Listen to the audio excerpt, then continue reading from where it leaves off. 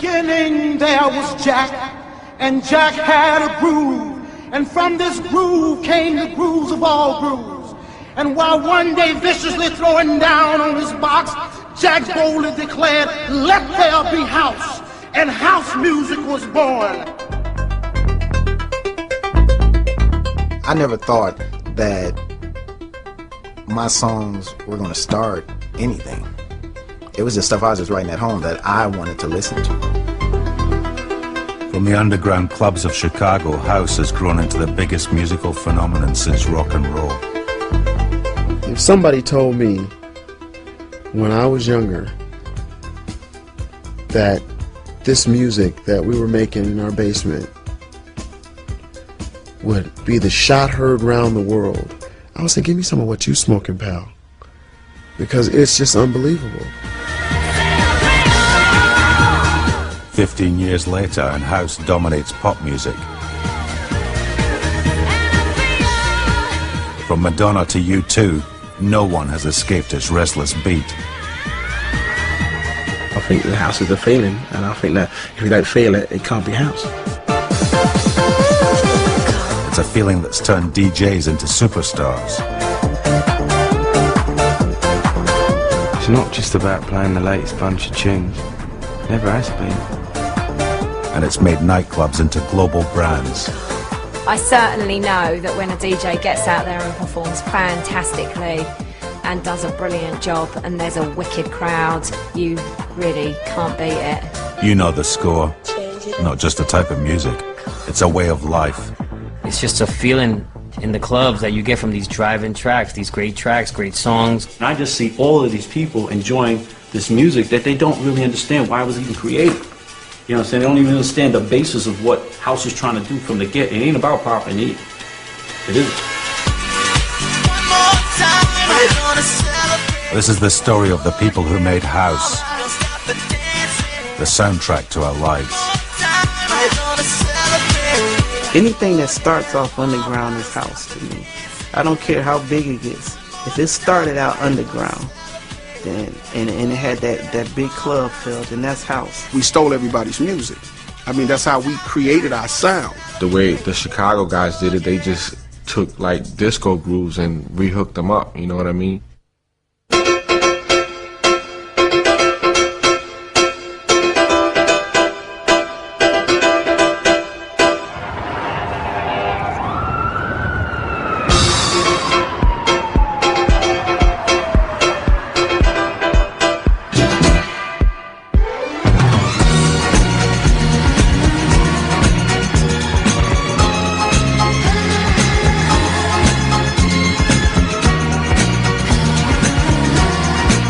From the very beginning, it was the gay and black people that really kept dance music alive. Disco, dance music, it was really danceable R&B music that we were dancing to. And it wasn't until Saturday Night Fever came along that it exploded, and every goomba in the suburbs start dancing. If I can't have you, I don't want nobody, baby. At the end of 1977, Travolta showed everyone how to do the hustle. Disco came out of the underground.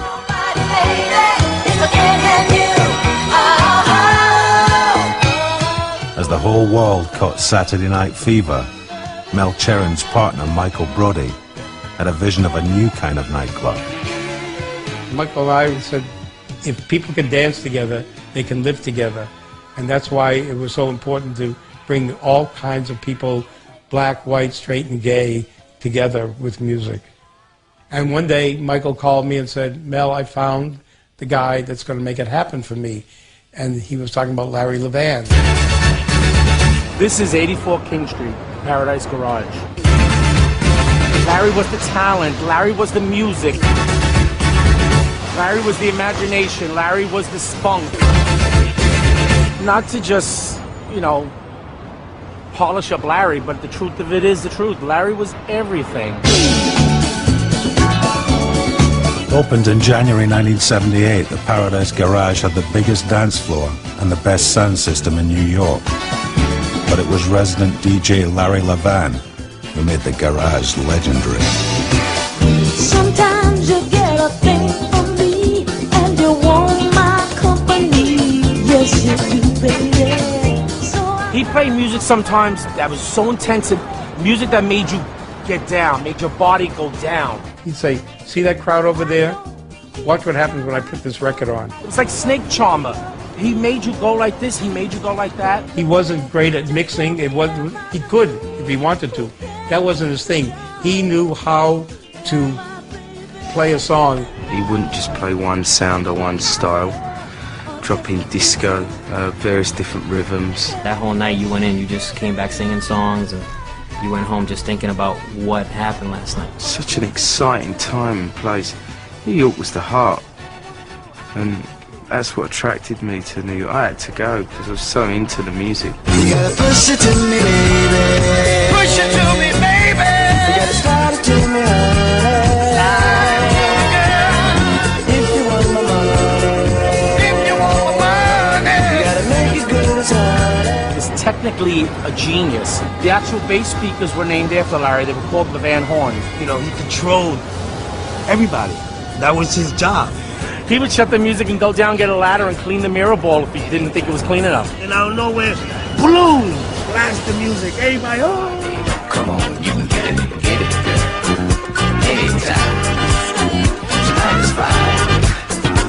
I got my mind on you. Come on, you can get it, anytime. Tonight is fine. First time I went, I was 17 years old. And I was like, my God, never seen a place like this before. When you first went into it, it was like entering Dante's Inferno. They spiked the punch, okay, and they would tell you that they were going to spike it that particular night.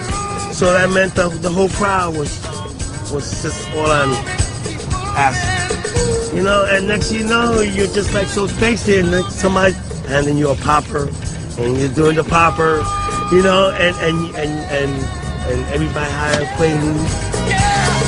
The deepest corners of the club, all right, you have people engaging in sex, you know?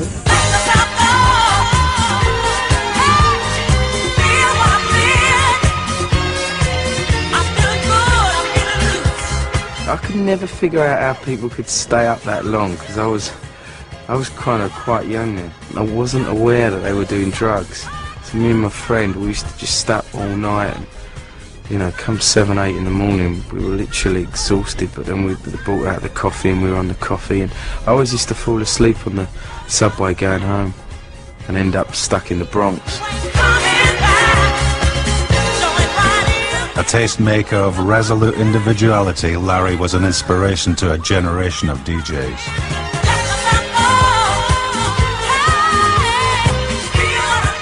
Larry could create a house party atmosphere for 2,000 people.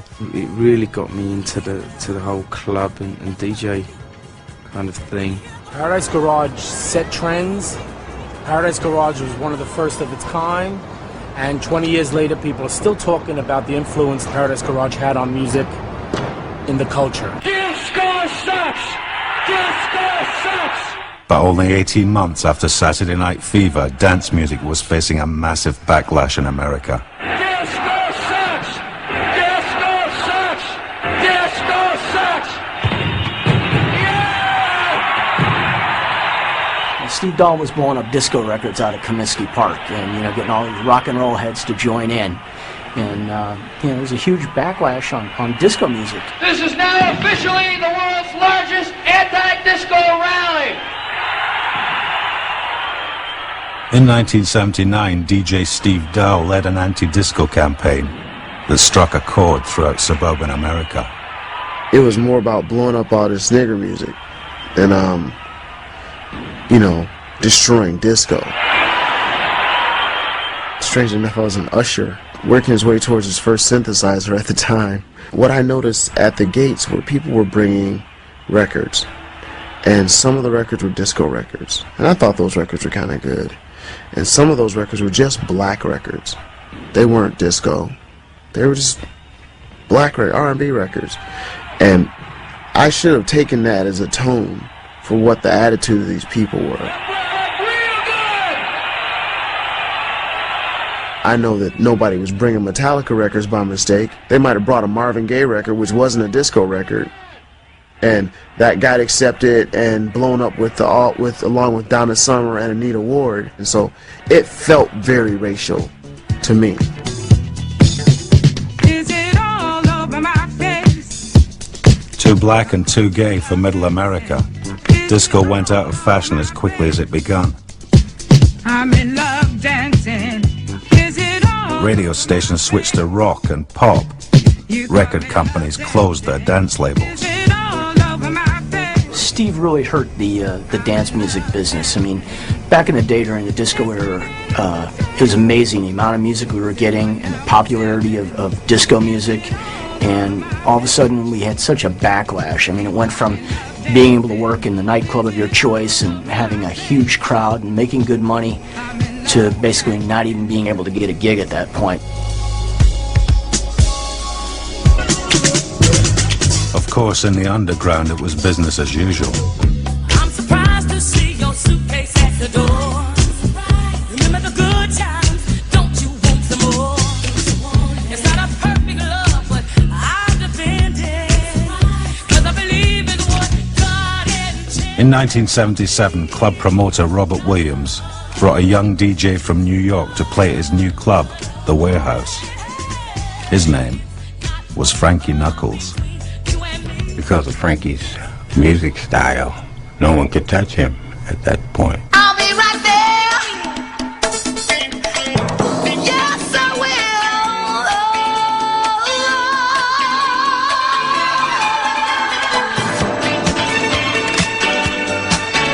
will. Going down to Frankie's Club, he had a certain mystique about himself and the music that nobody knew but him and a few others. Knuckles played the classics. You know, he would bang stuff out, but he's more classy, more classy. He played a lot of more underground things that were, you know, like loose joints. Is It All Over My Face? And I think Anita Ward, Ring My Bell, before he ever hit commercial. I mean, he was playing probably 3, 4, 5 months before he even came out. It was the only place in the city that you could go and hear this type of music. Yeah. He had totally only, that was the thing. That's how it started off, because there was nowhere else to go. 'Cause baby, there ain't no mountain high enough, ain't no valley low enough, ain't no river wide enough. Knuckles brought the energy of New York's gay scene to Chicago. Getting to you. It wasn't long before straight kids were checking out the club. This music was really something that would grab your soul. I mean, you could feel the groove, and I mean, the basses were heavier. You know, the vocals were very soulful and uplifting, you know, and everything. So it was just, and for gay people especially, you know, they're very animated. This would just really, I mean, they would take this music to new heights. Like hands in the air and flailing, and they're on the walls, and they're jumping on top of speakers, and they're all from this end to the other, and I'm just like, wow, this is incredible. You had never seen, you knew that there were gay people around, you knew that they partied, but you had never seen like two guys kiss in front of you. The place was like this throbbing, hot, you know, mixtures of just body to body. And I mean, you know, yes, I remember it was, you know, all black people and mostly all black men. There were a few women, not very many, you know, but it was just a really cool place, and it made me feel at home. I think at that time it changed a lot of people's perception of stuff. I think that a lot of straight people found like it's okay, you could talk to somebody that's gay. When you look up and guys are kissing, you're like, well, they're not kissing me, so you know, I'm doing my thing. The Warehouse was a sensation in Chicago, but no one could have imagined that it was about to give its name to a whole new style of music. If you were a DJ in Chicago, if you wanted to have the records, there was only one place to go, and that was Imports. This is where Imports was. People would come in and looking for warehouse music, and we would put, you know, as heard at the warehouse or as played at the warehouse. And then eventually we just shortened that down to, because people also just in the vernacular, they started saying, yeah, what's up with that house music? Now at this time they were talking about the old classics, the South Soul, the Philly classics and such. So we put on the labels for the events, we'd say house music. And people would start coming in and eventually just asking, Yeah, where's the new house music?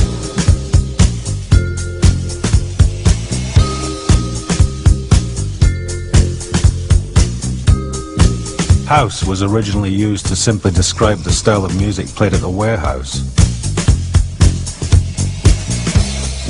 Primarily it was a lot of the old disco records, and not the poppy type disco record. You know, it wasn't instant replay from Dan Hartman, but it was Scat Brothers' Walk the Night. And we used to just dig in the crates and find something that people forgot about and bring it back.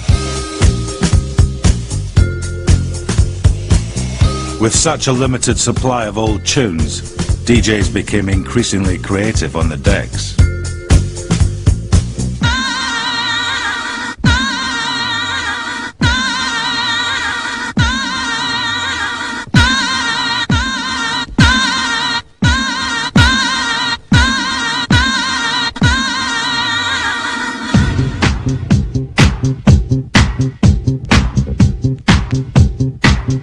Chicago style is to have a tight blend, to have everything even, to sound musical. You know, when you're not mixing vocals on top of vocals, you know, you finding a place where one record goes with another and it feels right. If you watch the crowd and you see that they like a certain part of the record, then you can repeat that part, you can tease them with it, bring it in for a second, take it out, you know.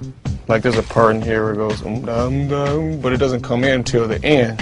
So say I wanted to bring that part in, then I would, if I had it planned, I'll just show you how I would move to that section. Like right now it's on the beginning of the record. I'm going to take this one and move the record up to the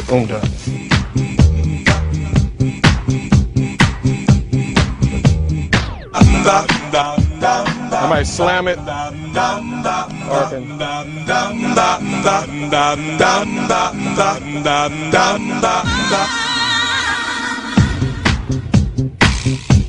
say I wanted to play that part, but I wanted to get to the verse quicker, I'll just do that.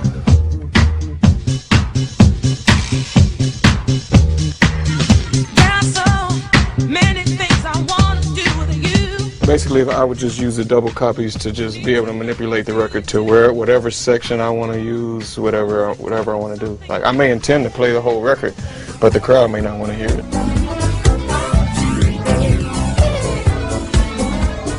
These tight mixing techniques were honed to perfection on radio station WBMX by the Hot Mix 5. Live on location from Chicago, this is the Hot Mix Dance Party with Scott Smokin' Seals. Well, the original Hot Mix 5 would be myself, Scott Smokin' Seals, Kenny Jammin' Jason, Farley Funkin' Keith, who's now Farley Jackmaster Funk. He had a change of name there. Mickey Mixon Oliver, and Ralphie. It was Ralphie Rockin' Rosario back then. I think initially there actually would have been 6 of us, and one of the guys didn't show up that day. Poor Jeff Davis. Sorry, Jeff. It was just such a mystique to that whole show. You know, Saturday Night Live, ain't no jive. I remember that was what they used to say. If you went around the country and you listened to other DJs play, if you went to New York or even some of the underground clubs here, you would have maybe a 7-minute record. They would play 6.5 minutes of the record, and then they would just segue out at the end. The Hot Mix 5, on the other hand, was different. They would play 1.5 minutes, 2 minutes of the record, take the best part out, play the break, repeat the break a couple times, and just give you the meat of the record that you wanted, and forget the rest of the garbage that was in there as filler. And that's what really, really made the Hot Mix 5 style. They were doing these mixes, sort of like what you were hearing at the club, but mixes on radio, and at that time, it was unique to me, and maybe unique to a lot of other people too. You know, as the show developed and, you know, we were trying to do more and more creative things, you know, you'd get out the razor blade and start cutting tape, you know, with reel-to-reels and stuff, and trying to make the stuff even more creative than it already was with 2 turntables and a mixer.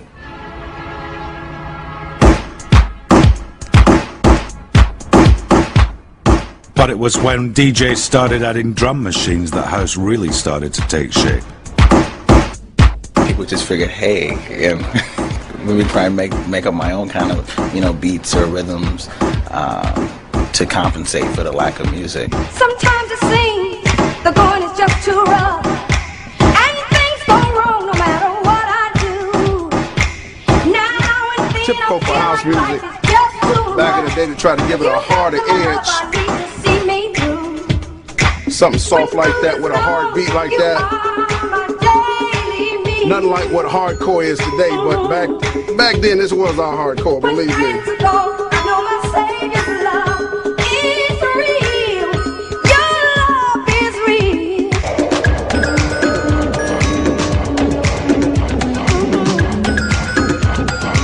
Take the beat out, bring the beat back. Beat out, beat back in. Record with beats, a cappella, both together.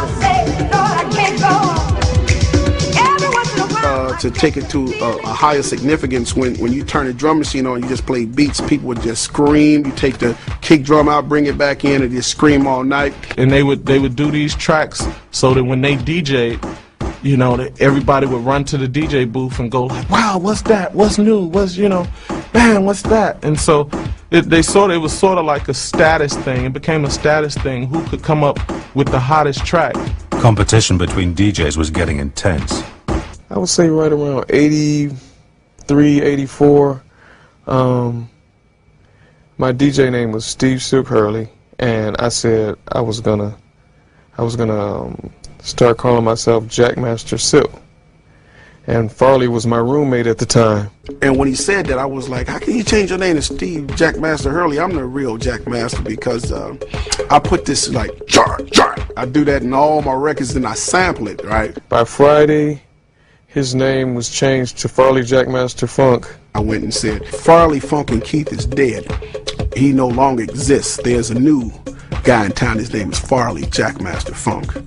Needless to say, Steve was on his way to the radio station with his tape, ready to make the new announcement that he is going to change his name to Steve Jackmaster Hurley, and almost ran into a pole. I couldn't believe it. It was the worst.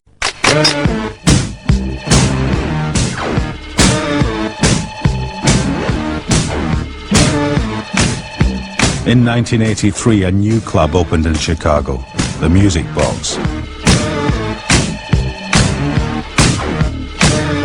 Its DJ Ron Hardy had an intensity that took clubbing to a whole new dimension. This was Ron's club. This was definitely and nobody else's. It was owned and ran by Robert Williams, but it was Ron Hardy's club. He would never, ever not be there. You know, the kids would not even come if he wasn't there. Ron had people just, I don't know, losing their minds down there. You would hear this music. I mean, you didn't even have to be this close. I mean, as soon as you turn the corner, you just hear this thumping, beating music. It was the loudest music I'd ever heard in my life. I mean, it physically shook me. I'm not talking about like emotionally, I'm talking about physically. It was so loud that it would move me it would move me when they bring in the bass, boom, boom, boom. I would shake, right, like that. Ronnie would keep you going and keep you going. That's why they call him Heart Attack Hardy. He would keep you going and going and going until you like just actually have a heart attack. And then all I know is the people were screaming Ron Hardy's name. Ron Hardy, pump that Ron Hardy, doing all this. And I was like, oh, nobody screamed like that for me before. There will never be another place like that where Ron Hardy was doing what he was doing. I mean, this man, it was like voodoo with dance music, you know? If I had to think about it today, or if I was thinking about it when I was playing records every time, I wouldn't play. I would stop, because I'd look at these people, I'd look at these clubs, I'd say, this is bullshit, and I would just leave. That's why I can't think about it, because there's no comparison. It just makes everything else shit. Welcome to the Pleasure Dome. He opened every night with Welcome to the Pleasure Dome. Long way from home. Welcome to the Pleasure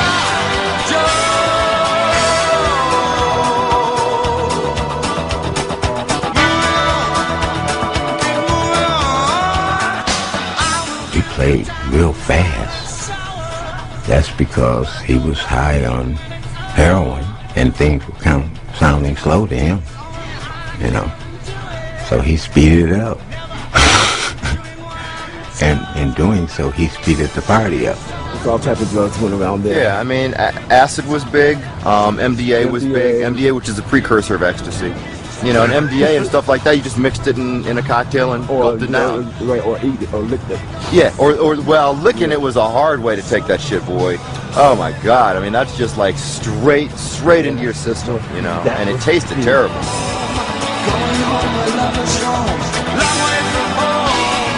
Welcome to the pleasure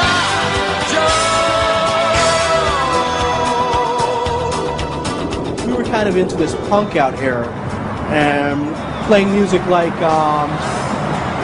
some of the Blondie tunes and the B-52s. Rock Lobster.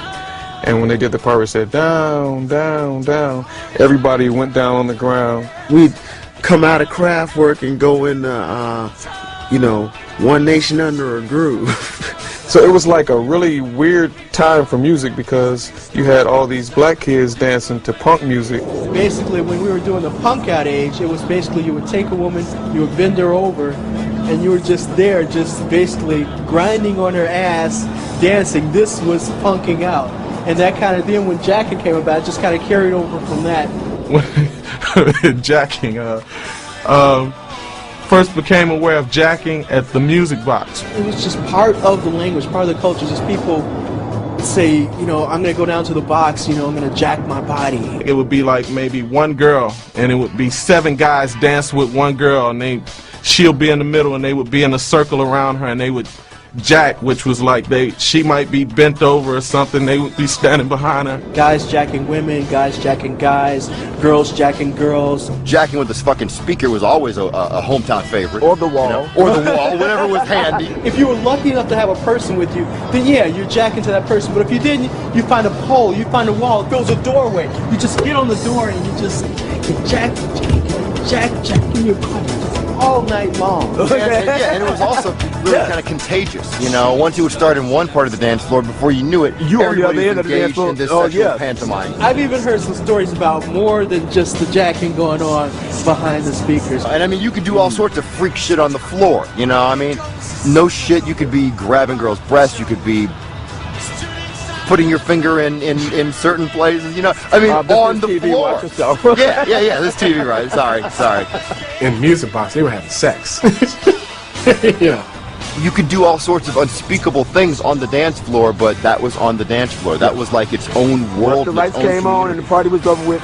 Yeah, then you were going home. This place is probably responsible for some children. Everybody that I took there, it changed their lives. Everybody, it did.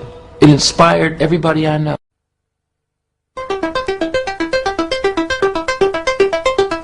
House was about to produce its very first star.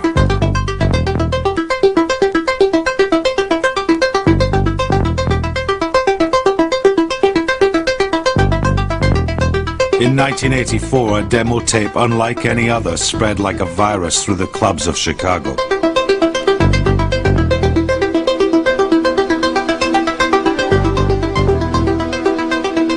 My friend had a copy of a copy of a copy of a copy of a copy of a copy. One guy would get a copy of a tape from Frankie, and it would be copied thousands of times all over the city.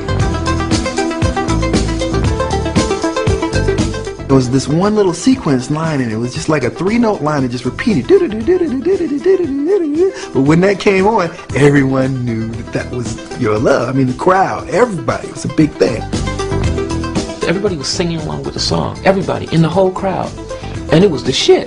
The track was bumping. It was the shit. Jamie was God to us. We had no idea he was like a kid in his bedroom making music. I thought Jamie was a millionaire in Europe somewhere. I didn't even know he was black.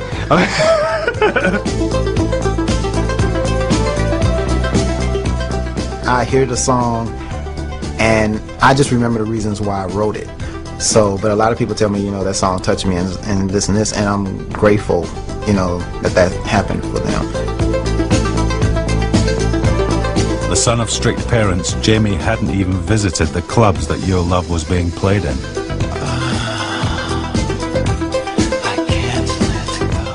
We grew up listening to like classical music, gospel music, some pop, some R&B. So I was pretty well-rounded. It's just that it was only certain days you could play that music in the house, pretty much. I was in a relationship with a young lady by the name of Lisa Harris, and we were pretty serious. And it was the first relationship that I had that I felt was really real for me. I was always waiting, looking for that one individual person to feel like I have a connection with. And when I met her, it just happened. I kind of like, and when I talk to her still, because we still talk, I tell her if it wasn't for her, these songs wouldn't have been written.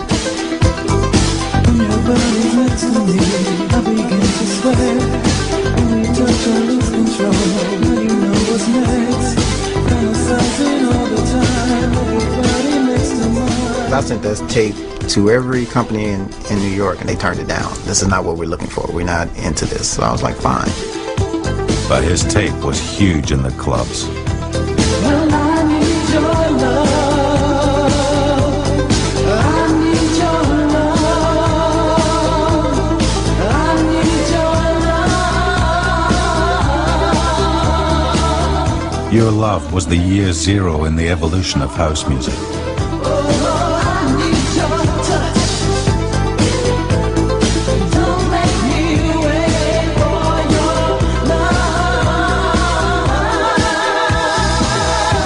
Listen to it, man. It's a brilliant track. You know, you take a hit nowadays and you ask somebody what was so good about it. They can't really tell you. Oh, this hook, the hook, oh, you know, oh, the bass line, all that. But you know, a great song is a great song. And that Jamie did some great songs, like 3 or 4 in a row, and they went all over the city, but they just weren't out on record.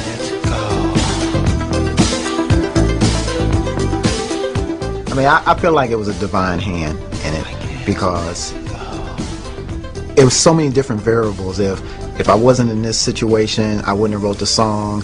I wasn't going to ever take the tapes to Frankie, so my friend had to do it. If he never would have did it, you know, none of this would be how it is now. I wouldn't even be sitting here talking to you right now. So it's a divine situation for me.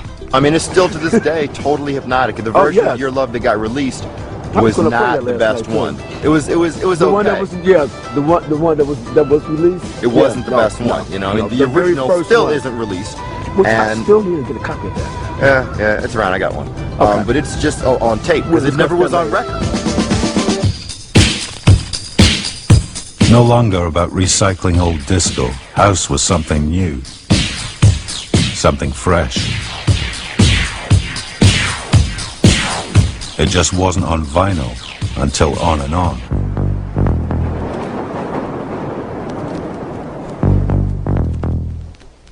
Jesse Saunders, On and On. The very first house record. To this day, I've had people offer me $1,000 for this, if not more. I had noticed that all of the girls thought that he was such a cute guy DJ. And he said he was singing, so I thought I'd put him in front. You know, I thought that, you know, okay, you have a band, you got a cute guy up front, you know, heartthrob for the girls, you got the musicians taking care of business and behind the scenes. So Vince, you know, Vince is the type of person, he's just Mr. Information. He just go, oh, we do this, and my father has a record label, and it does this, and the pressing plant is here, and this is how you do the label, and this is what you do this, and blah, blah, blah. And I'm sitting there like, okay, And we didn't like know what we were making. We were just making music from what we listened to at the club. Everything was 4 on the floor, so that's what we started making, you know. I recorded like the drums here and the bass and put like overdubs of the keys, all kinds of effecty synth stuff on there. And then Vince and I, you know, did like this corny little rap. And Jesse liked this line from White Horse where it said, bitch, wanna be rich, got to be a bitch. So it goes on and on. And Jesse says, bitch.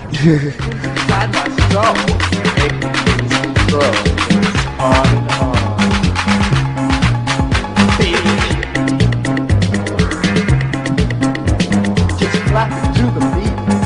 Jesse makes it speak. It's on and on. Jesse and Vince got their tune into the clubs and onto the radio. By the time they turned up at Imports, etc., On and On was a must-have record. And they're like, where'd you get this record? They're like, we made it. It was us. We did it. We did this record.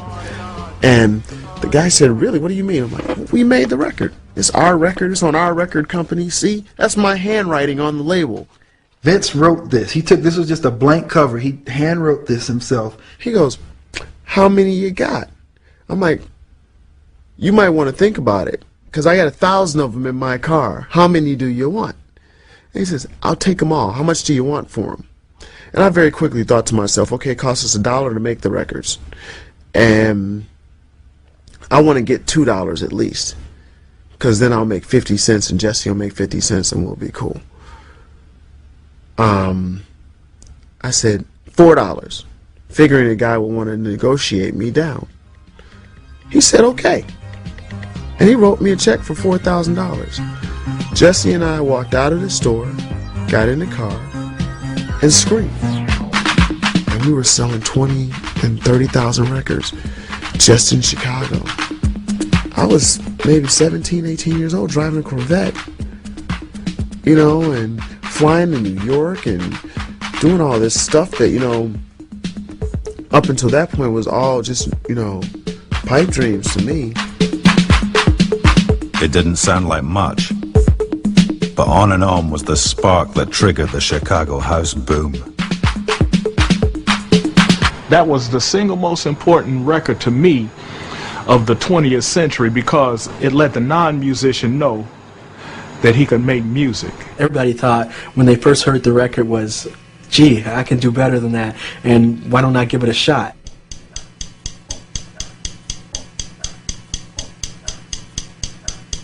The first thing you have to do is you have to start off with a strong kick drum. And then you have to have a bass line. And from there, you build on it. You build on it with snare drums. You build on it with the hi-hat. You build on it with the rim shot, with the claps. And then we just needed something to say over it. So I ended up saying Time to Jack and just kind of pitch my voice down a little bit. And history was made. Time to Jack. Time to Jack. Time to Jack. I can remember the first time I heard it played in a club was a club on Rush Street called the Mars Bar, and Farley was playing there. And I took it to him, and he looked at it, he put it on, he listened to it in the headphones. About 5 seconds later, he slammed the fader over, and you hear just this thump, boom, boom, boom, boom. And then all of a sudden you hear, Time to Jack. The crowd just went fucking wild. People just lost their minds.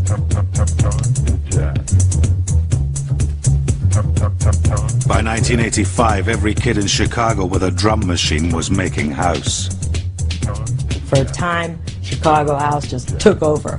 You couldn't go to a club and just not hear our music, and it was a great moment. Now it was about to take flight outside Chicago.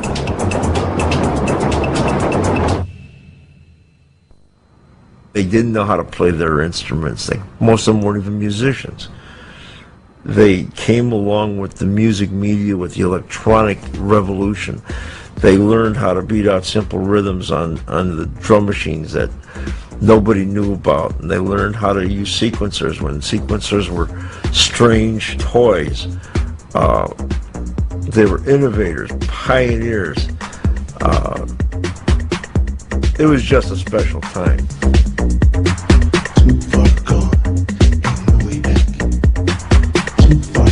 Larry Sherman owned Chicago's only record pressing plant.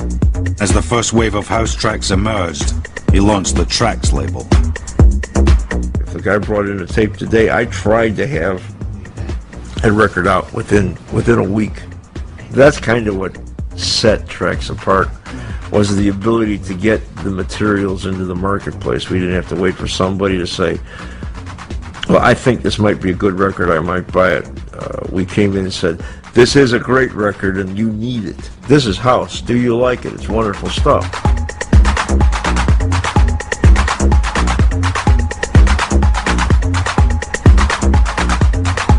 Early releases like Adonis's No Way Back defined the emerging house sound. Release my soul, I lost control. But it was business skill that made Trax the dominant label. Vinyl at that time was running about 70 cents a pound or 30 cents a record, roughly. I couldn't afford it to produce large quantities because the cash flow was terrible. So I bought large quantities of new unsold records. Then he'd grind them up, and he'd reprocess them again and make new records, which is why his records always had the pops, and they weren't like very well pressed, and they would warp and everything because it wasn't virgin vinyl. And I apologize to the public on this one. The reason that some of the records were at best shoddy at sometimes was because I just ran the parts. If they would still fit in the machine and didn't come out, I was running records. Made the best record you could make for a quarter.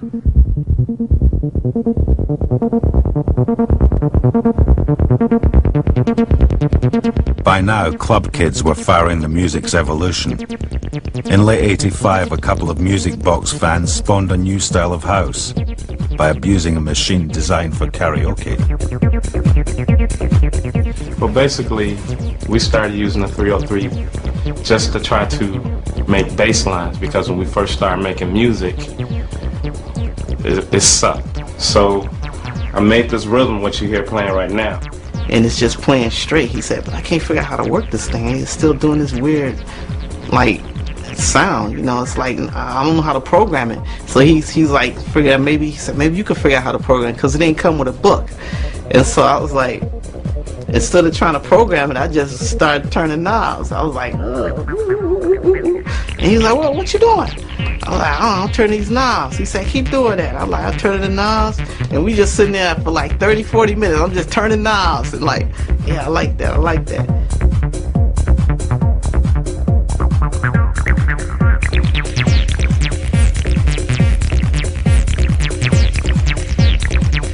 There's been 5,000 acid house records after that one, and nobody did it like Pierre.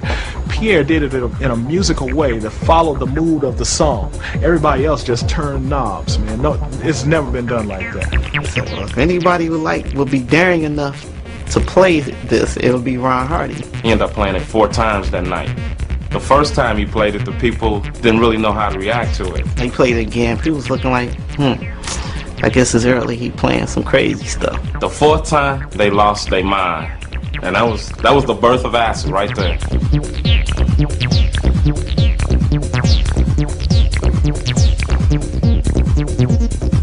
Ron Hardy gave me DJ Pierre's tape. Marshall Jefferson was the ear for Larry Sherman. Larry Sherman had no clue what was going on with the music. You know, I said, Larry, you gotta put this out. You gotta put it out. He said, there's no words on it. I said, yeah, but you said that about Can You Feel It?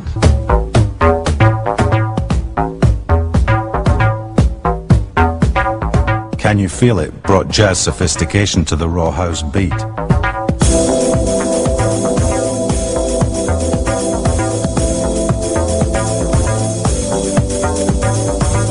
But despite a string of classics, bitterness was bubbling at Trax Records.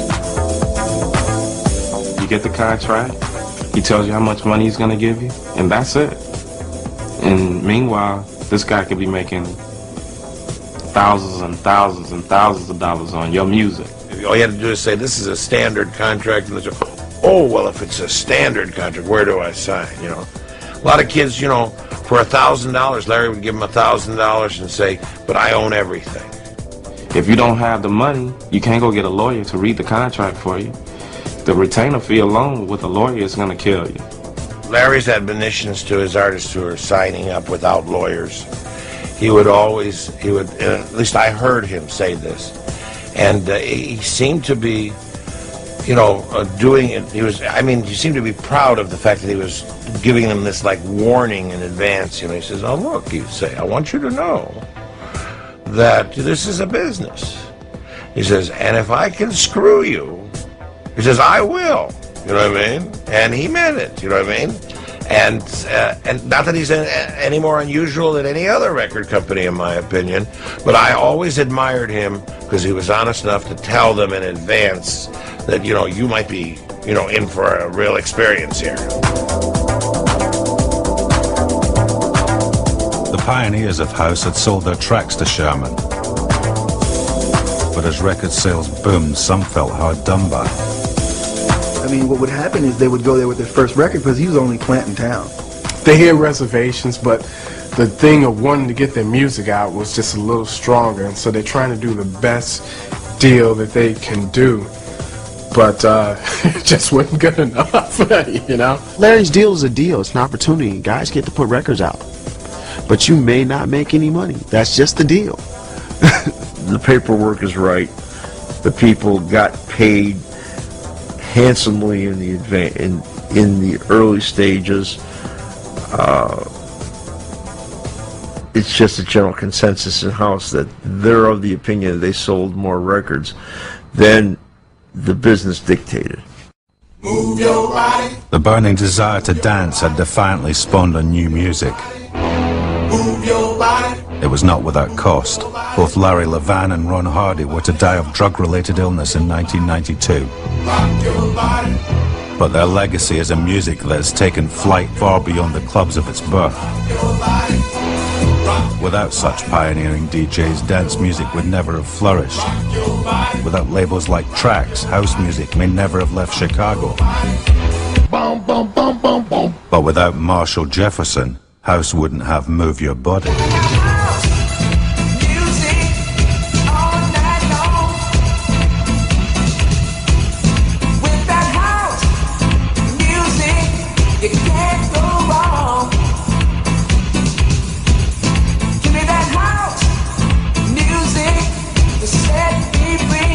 Everybody said it wasn't house music when I first did it. That piano, what the hell is that doing there? You know, who you think you are, Fast Domino? Yeah, yeah. You don't put no piano on no house record. That ain't house music. So I called it the house music anthem. And the response to the house music national anthem, Move Your Body, was just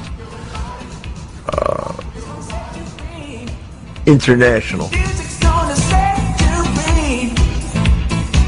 I equate the record to like Bill Haley and the Comets, Rock Around the Clock, right? Rock and Roll was before that song, but that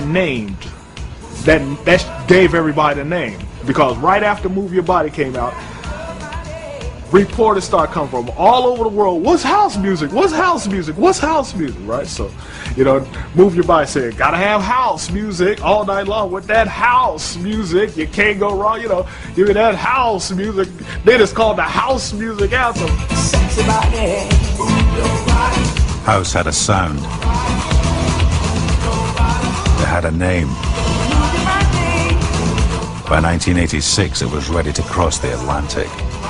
When I went to London, it was all over the radio, all the clubs. I said, this scene reminds me of Chicago. For me, it's an amazing thing to see that another country embraces our music bigger than the country that we're from. House music's bigger than any one person. It's bigger than all of us.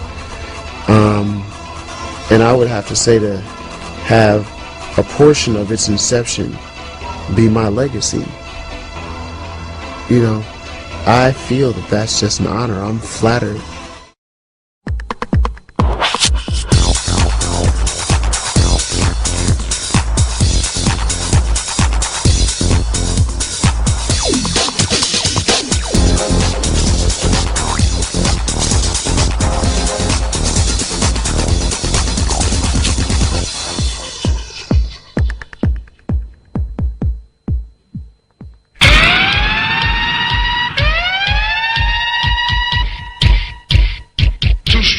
Check this out.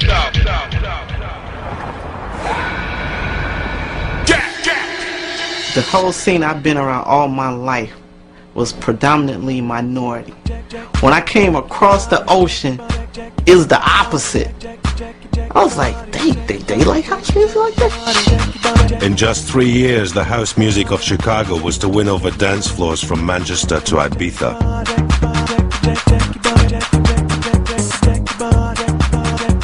When you first heard this stuff, it was just blew your bollocks off. While its combination with ecstasy was to transform British society. It was the first time that people actually let themselves go. At the time, it was a revolution. You knew things were going to change, and you know, music was going to change. Everything was going to change. This is the story of the music and people who created the Summer of Love. It was was life-changing. It was life-changing for those people on the dance floor, it was life-changing for me in the DJ box, and it was life-changing for the bouncers on the front door. Check this out.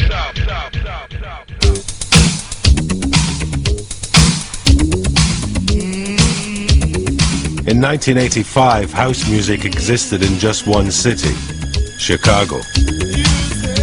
Everybody was DJs, so we needed something to catapult us into another category to make more money, and that became, just fragmented into making records at that time. The DJs of Chicago had created a new dance music from the ashes of disco.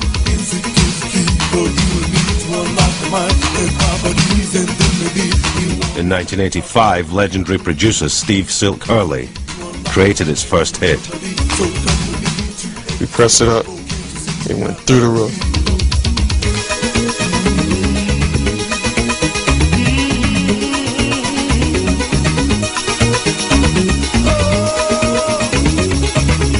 Hurley took house to number 9 in the American dance charts.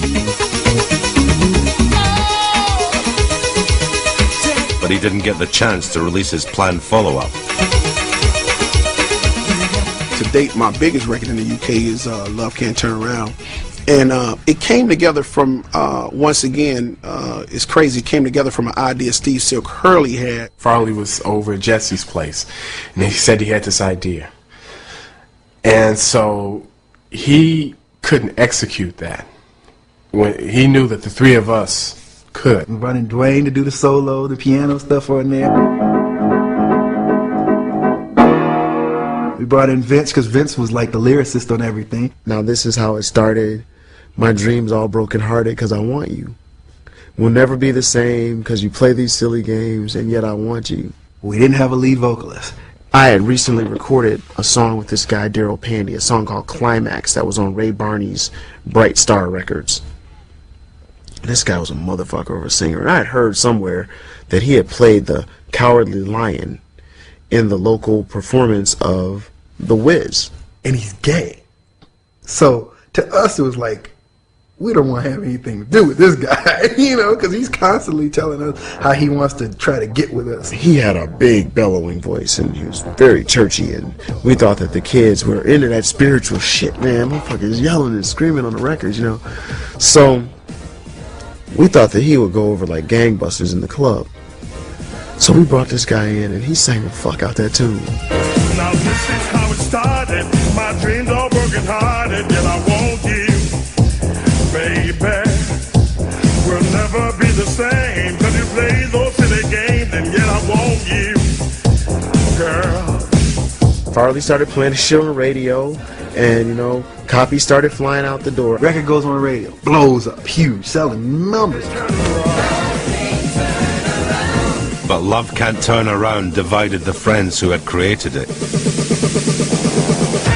Just want everybody to keep calling your name Farley, so it got a little bit out of hand at that time. Within 30 days, I'm in Rocky Jones' office, and he's cutting us a check for $20,000, $30,000.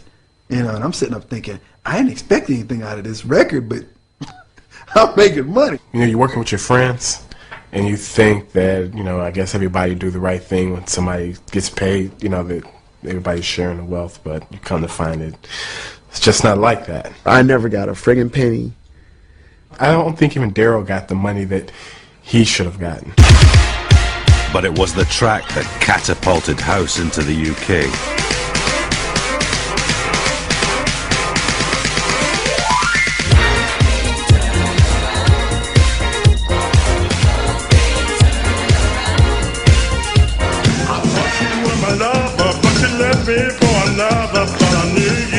It went top 10 in August 1986. I played it at Heaven. I knew it was just going to tear the place up, and it did. And then I played it at the Mud Club, and it likewise, same thing happened there. When I first started going clubbing, all the best clubs were gay, and we would go down there and not pretend to be gay, but certainly pretend not to be shocked at everyone else in there, just to go and hear the best music.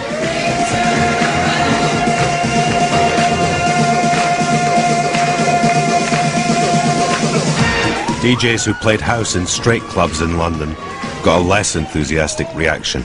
Well, somebody else came up to me when I was partying in London with this kind of, you know, those kind of cloth rare groove caps they used to wear, and the steel toe cap Doc Martens and white socks and 501s and ME1 flying jacket. A look later developed by Bros, if I remember correctly. They said, well, I'll get this Puff's music off. Then I started getting these notes passed to me saying, why are you playing this Chicago homo music? I had a few kind of like things thrown at me. And I was called gay a lot as well. Most of the clubbers were into rare groove and hip-hop, and, you know, everyone was cool and down and that kind of stuff. I think a lot of the hip-hop kids thought the music was quite faggy. You know, they didn't get it. And in fact, most people didn't get it. No one's used to it. No one was used to that sort of tempo and energy. So, you know, it took a while, but up north, everyone was into it. Everyone were into it long before we were, as far as, like, you know, going out and dancing to it and stuff. Since the late 70s, soul fans in the north of England had held the torch for up-tempo dance music.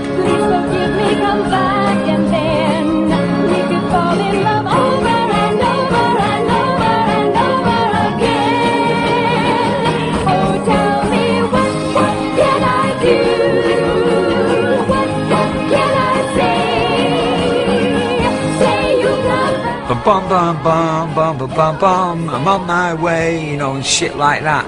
You know, we grew up in a real northern soul sort of thing. When house arrived in the 80s, it fitted into the northern soul all-night dance culture. I think there was a lot of similarities. It was like, you know, very soulful, four-to-the-floor fast music. When the Hacienda started playing records from Detroit and Chicago, it wasn't that different maybe to what DJs had done a generation before.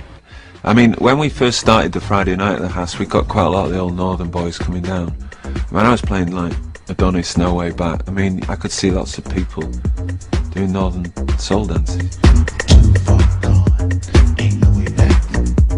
Opened by Factory Records in 1982, the Hacienda was modelled on New York clubs like the Danceteria. It was empty for the first 5 years, completely empty. And then at the beginning of '86, it began to do some business. Friday nights were quite cool, not massive business. And that was where I always used to say Pickering and Park used to play house music in '86. In fact, it was Pickering Park and John Da Silva, who I never give enough credit because his name doesn't begin with P. I think Manchester was the epicentre of the whole house scene as such. I mean, there was things happening in London, but I mean, I moved to Manchester, apart from the fact that I was around here, it was mainly really just simply for the Hacienda. And you know, if you wanted to be a house DJ, it was the place to come. But when you went in the Hassy, you heard stuff that nobody else got for fucking months.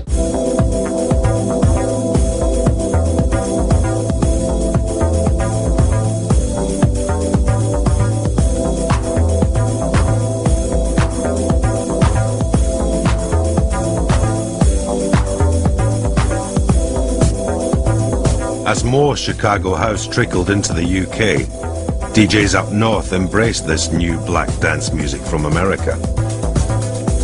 You just had to clear out all the nonsense and make space for this exciting new stuff. DJs in Manchester weren't just listening to house, they were making it.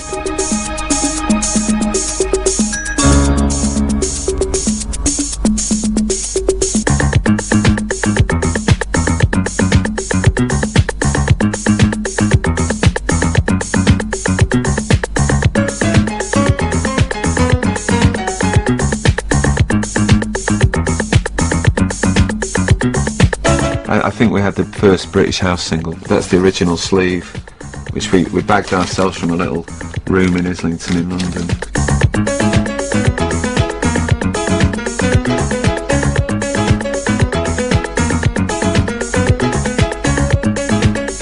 I remember that we didn't have any tape or anything to put it onto. We actually recorded it onto cassette and pressed it off the cassette. And it sounds fantastic, you know, it sounds really good. It's a lesson for us all who spend thousands of pounds in recording studios. House music had crossed the Atlantic. In 1986, its Chicago godfathers came on tour. There was Frankie Knuckles, Marshall Jefferson, Fingers Inc. with Larry Heard, a genius, absolute genius, an Adonis. Everybody was wearing ties and shirts, and you know they were nice and neat, and the DJs, you know, they were back announcing every track, and it was great. But of course they got to Manchester and there was queues, you know, the Hacienda, queues around the block, packed, and everyone just going mad. Everyone knew the records, treated them like superstars. When I came back on another tour the next year, everybody's wearing these damn smiley T-shirts and go, yeah. So it's big change, and just in 1 year, you know, 1 year we come there, it's nice straight country, and the next year we come back, it's the summer of love. Yeah. It's a great feeling, you know, that some people from Chicago had arrived in Manchester, and between us, we had a great scene. They understood the music, and it was kind of like a common environment where people could come together. And just that feeling was more of an inspiration, you know, like, you know, people really need something, they really want to come together, you know, and walk hand in hand, you know. Joe Smooth's experience on the DJ International tour inspired what was to become a house anthem.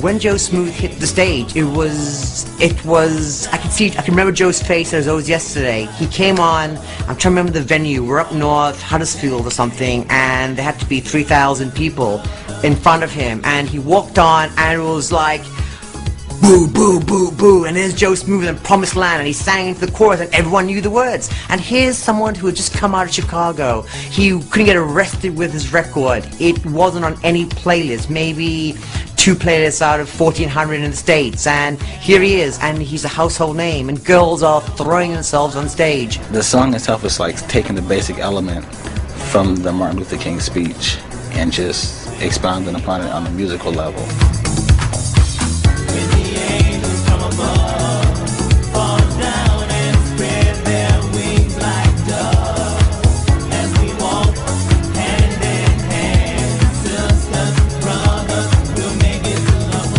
Remember the same time as Joe Smooth. This is a great irony.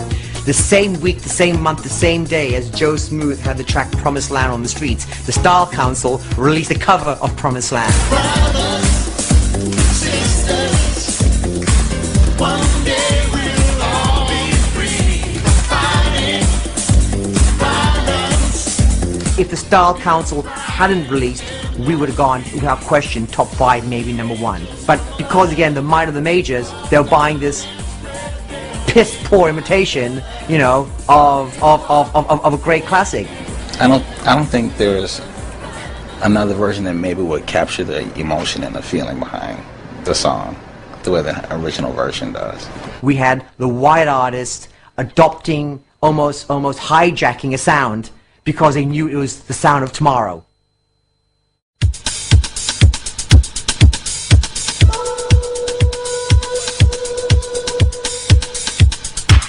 Ibiza played a huge part in the club culture that we know today.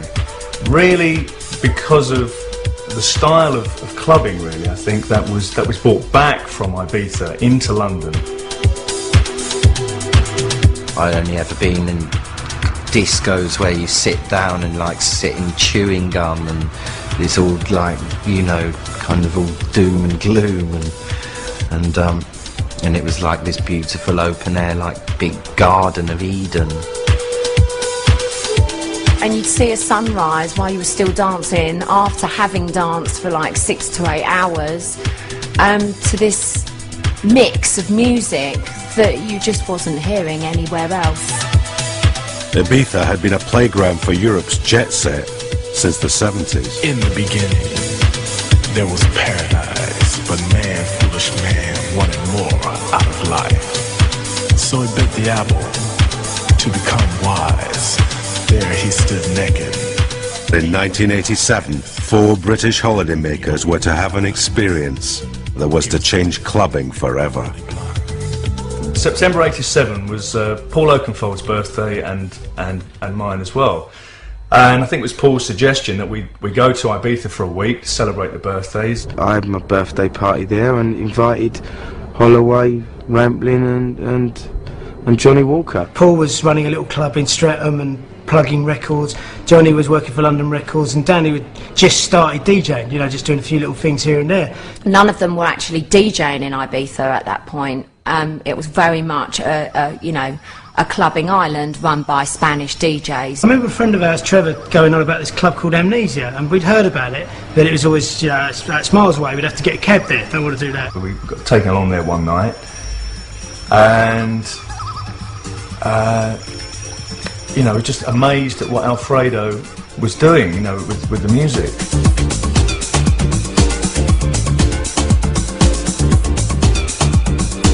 There was kind of division between disco music and pop music, and we broke with that. Enigmatic DJ Alfredo spun a Balearic mix of pop and dance music.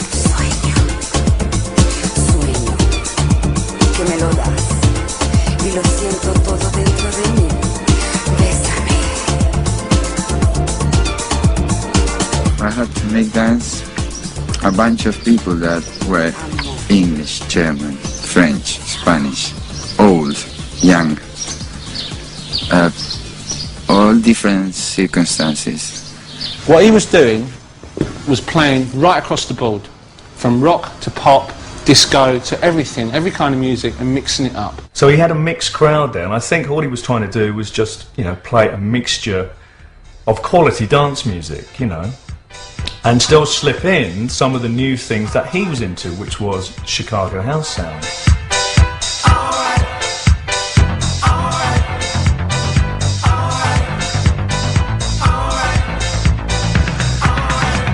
We'd obviously also all been introduced into, like, you know, taking an E. There was like sweat on their brow and their hairs was all like dishevelled, and they were like, what the fuck is going on here, you know? I remember seeing Paul Oakenfold and I think Nicky Holloway skipping around the club hand in hand, which they might deny now.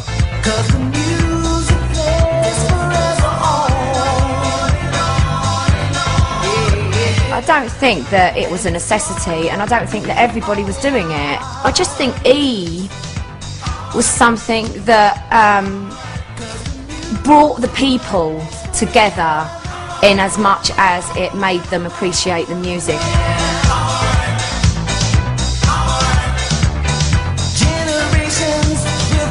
As their holiday ended, the four friends resolved to bring their summer back to London.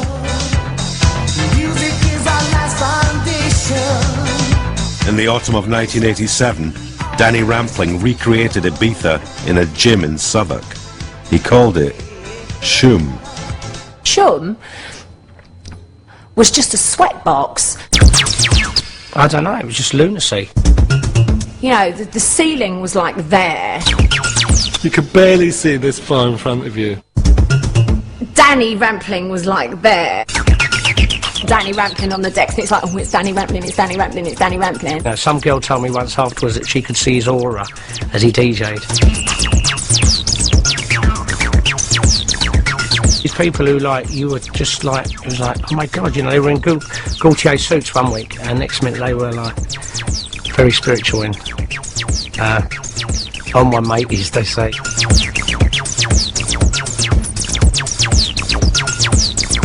London was finally catching on to the joys of Chicago house.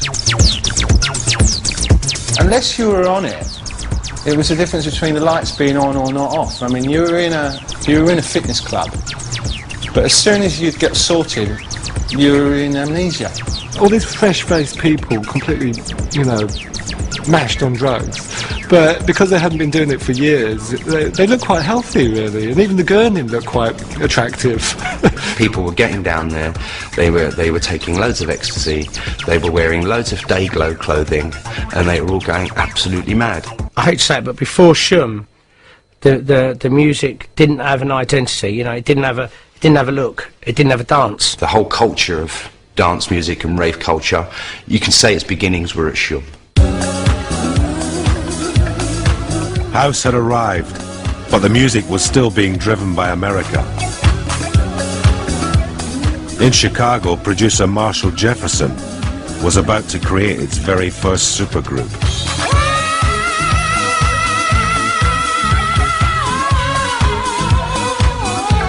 Did a couple records under the name Ragtime, and when Atlantic Records approached us about doing recording for them, they said that they wanted us to record for them, but they hated the name Ragtime.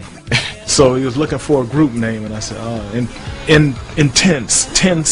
intensity. He said, oh, this stuff that we're doing, man, this stuff is so intense. I'm telling you, this is intense. I can feel the energy. That's my Marshall impersonation. The way Byron was singing, he would do extreme highs and lows. I started messing around with the name Intensity, and I took the IN off of the front off of it and came up with 10 City, which I thought sounded a lot cooler. And then also I was sort of into numerology and things like that at the time, and I thought it's like, well, 10 is symbolic as the number of perfection. 10 City, where everything is perfect, and that's where Byron took it, because he was like a deep guy like that. Two people take a vow to be together and live and love each other forever. They promise to love a lifetime. Funny thing, then they change their minds. Marshall, when he was producing those records, he was doing live strings, he was doing he was definitely bringing out the live bass and all that, and he was making them records. They were hot. Sometimes he would do things in such a way, I guess it would be like Picasso. He would do things to me and it would sound like strange. I mean, just really bizarre, and so sometimes it wouldn't all come together until it was actually done, and you would go, oh yeah.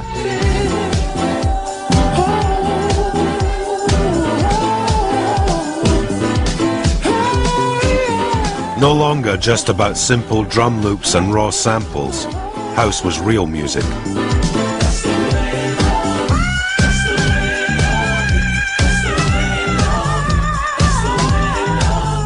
He hired 16 people to do hand claps. Yeah, he was like... When he was doing the whole live thing? He blew the whole budget on hand claps or something like that. I just wanted all my samples to sound different, man. It's nothing special,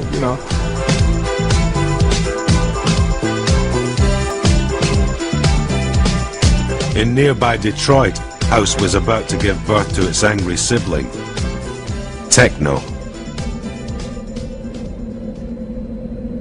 We were focused in, man. We were like Shaolin monks or something when it came to music. We were focused. We were locked in from before the beginning, I guess you could say. Techno brought an intellectual theory to dance music. Michael James comes to my house. He's a friend of mine from around the corner. He just wants to, wow, you got keyboards. I just want to sit down and make some music. Can I do that? Is it okay? Yeah, fine, go ahead. He starts to mess around with the piano. He plays piano wonderfully. And he's playing this ballad thing. He did it for, hours, and I sequenced it for him, and he split. I just listened to it, and I heard one particular part out of it that sounded really interesting. So I just did an edit, and I just looped this one particular part of the sequence. And from there, I just went on to do strings. I was scared of strings. I was scared of that track when I did it. I was completely naked in my house for a whole day. Just walking around my house naked, looking out the window, at like this cityscape, and just listening to this track. I don't know, I was tripping. But I never did drugs, but I felt like I was on drugs, man.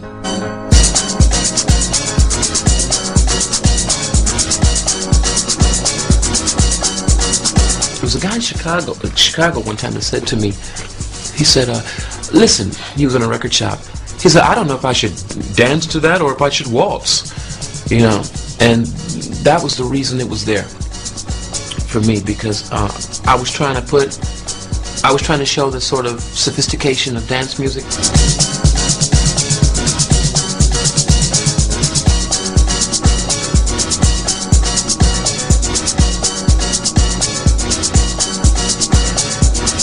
Strings of Life classic. Made by someone who had a vision of the future in the sense of what the machines could do if you allowed them to rock in this way. Euphoric, yet futuristic, you know, yet Detroit techno. It truly was a masterpiece. And you couldn't really categorise it either. It wasn't house, it wasn't techno, it was just Derek May. I said, well, if you can imagine Kraftwerk and George Clinton stuck in an elevator with one keyboard between them, you know, and you got George on the left and you got Kraftwerk on the right. That was the concept, you know, as if they're stuck in this elevator for hours, and when it finally opens, you know, out comes this sort of, you know, funky metal smell, you know, and the keyboard is sort of flipped inside out, and, you know, that was it.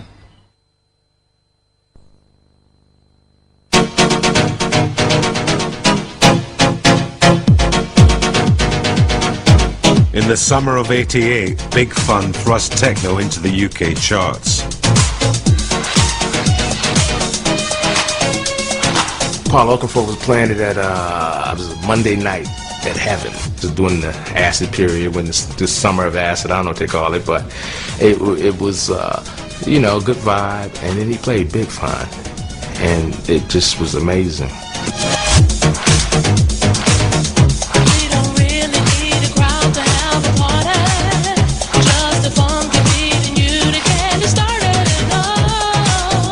Detroit's techno joined Chicago house in Britain as the soundtrack of what was to become the Summer of Love.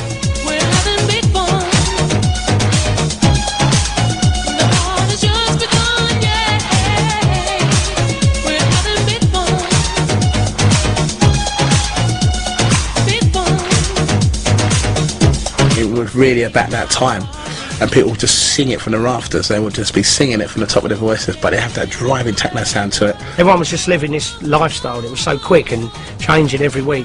It's just people gave up their jobs, they gave up their wives, their lives, they gave up everything. You couldn't go to work on a Tuesday morning, you know, you're better off outside the South African embassy singing Free Nelson Mandela. I used to DJ at Spectrum till 4 in the morning, and I was still at the Gospel, you know, putting meters in the back of my car to go and fit them. No one could stop it. You know, it was to do with us and what we were creating. Only, I think, when Paul Oakenfold asked me to do Future, that I thought, well, I can't possibly stay up 2 nights a week and fit gas meters safely without killing someone, you know, blowing some poor old deer up. It was like an explosion of ideas, you know, people were writing poetry, you know, bricklayers coming in showing you bits of poetry.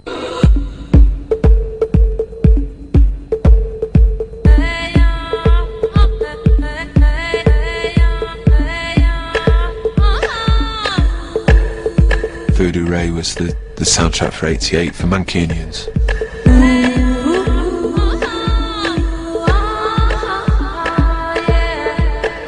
I was just picturing like having like this big opening, like a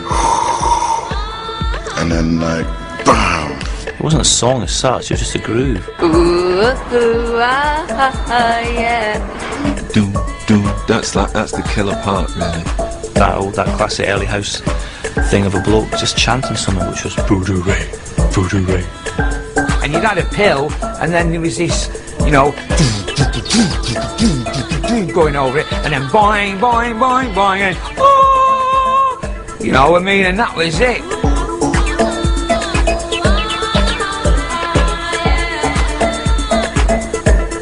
Gerald Simpson's masterpiece was designed with one club in mind, the Hacienda. Yeah, Gerald was hanging around the club, you know. We tried to get rid of him, but he kept coming back. Gerald Simpson used to come on Friday nights from early 80, you know, like 84. And he arrived at DJ Box, you know, at some point or other with a copy of Voodoo Ray. I'm sure I just heard my tune, like a bit of it, and then like it came in. Oh, fucking hell, he's playing it. Oh shit, I can't believe it. And then like everyone started cheering. I was like, oh shit, what's going on here, you know? So I ran upstairs to the DJ box, I was like, oh, cheers for playing it. I looked down and everyone was like, going off. I was like, wow, cool.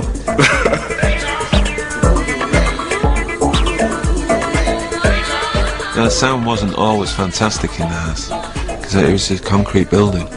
But yeah, Voodoo Ray always sounded absolutely brilliant. As Voodoo Ray dominated clubs throughout the UK, the Hacienda opened a new night. Hots, I think the first night was July the 13th, 88.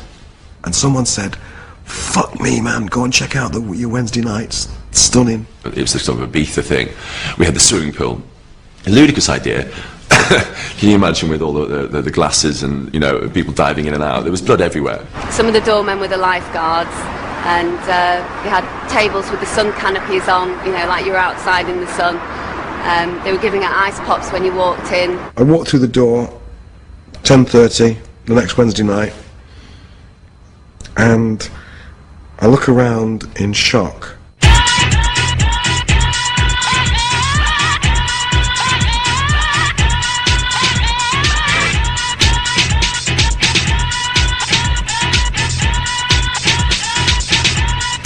Like a you know, thundering train hit the Hacienda. I remember one night standing in there and thinking, I really wouldn't rather be anywhere else in the whole world, but standing right here, right now, in this place. Too strong. Check this out. We had 2,500 people in there a night doing this and all going for it. I came out of the DJ box, you know, several weeks into July. Was just almost scared. It was exhilarating. It was just to feel the energy in the place.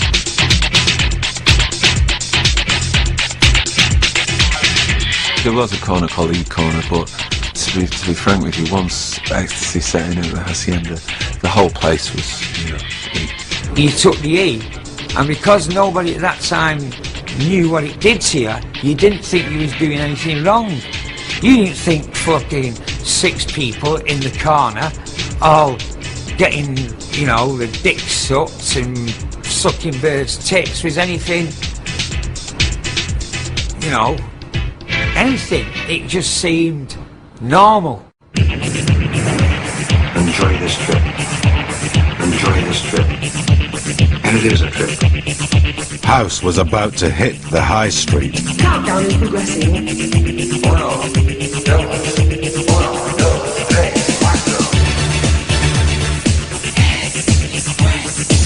The trip spawned 1,500 new ravers every week.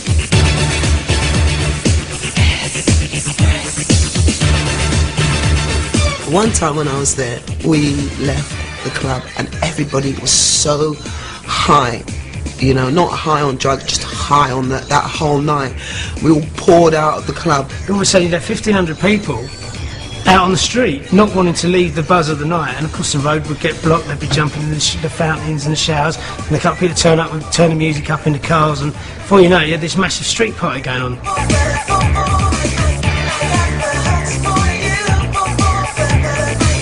I can believe that was the power of what was going on.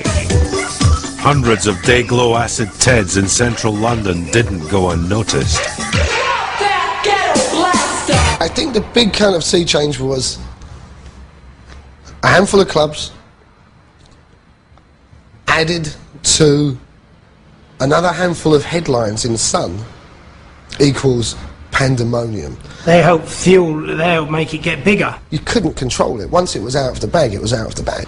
I'm sure that lots of people probably never heard about what was going on until they read about it in the daily newspapers and thought, oh, we'll have to have some of that. So all of a sudden everybody in the country wanted to get onto the kind of acid bandwagon. As the tabloids fueled demand, acid parties exploded across the southeast.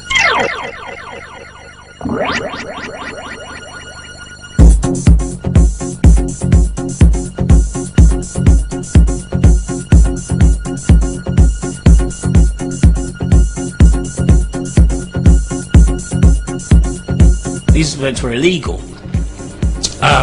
You couldn't actually give out the address. Yeah, the looking for the party was probably the best bit for a lot of people. You'd probably turn up at a kind of the corner of a street somewhere in Bethnal Green. So they'd say, right, I can't tell you exactly where it's going to be, but take this mobile phone number, get ready, bring your driver, bring your people with you, whatever you need on that sort of night, and head off to this particular place. And you'd go to the phone box in M25, and then you'd get a number, and then you'd phone, and they'd tell you where it was happening. Like, right, you've made it to the pub. now get yourselves over to this certain like next village or something. And you'd know you were getting there. The traffic was slowed down. You know? There'd be kind of gangles of people hanging out of car windows, throwing bottles of Evian at each other. Sort of pull up in our car with me in the back, the two dancers, the driver and his boyfriend. We'd say, oh, it's kinky, like we're playing tonight, we're doing that E-track. And people were like traipsing one way or another, here and there, in the dark, you know, very unprotected from the elements, you know, without torches or anything necessarily. And they'd get there. And, you know, it was really like sunrise, you know, kind of like 10,000 kids going mad.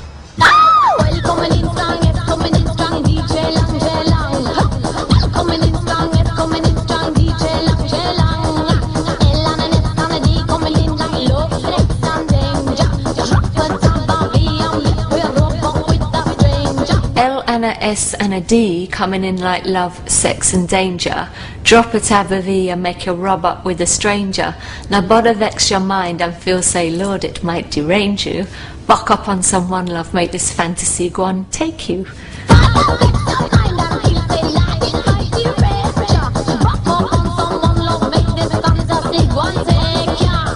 Everything Starts with an E prompted a rapid reaction from Radio 1. Radio 1 BBC banned it, and they said, you know, due to its lyrical content, and they said it was inciting the youth of today to consume drugs.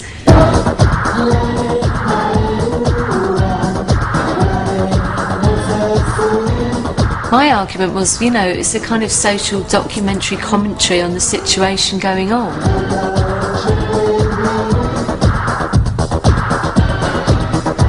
As acid house took over the nation, the papers fueled a moral panic.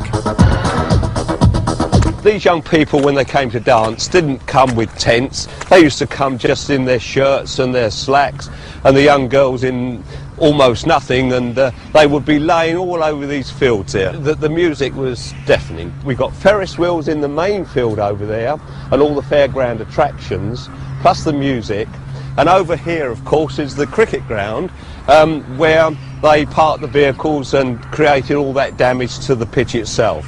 If I was to say that there was about 1,000 people in this village, which was swelled by at least another 20,000 between a Friday evening and a Sunday afternoon, one will get the idea and the perspective of a fairly sleepy, typical English village being turned into almost a dump with drugs, music that carried over 4 miles, people urinating on front lawns, and worse than that, you'll get the picture how villagers felt, how the local parish council felt, and definitely how the greenkeeper of this lovely, lovely cricket ground must have been beside himself.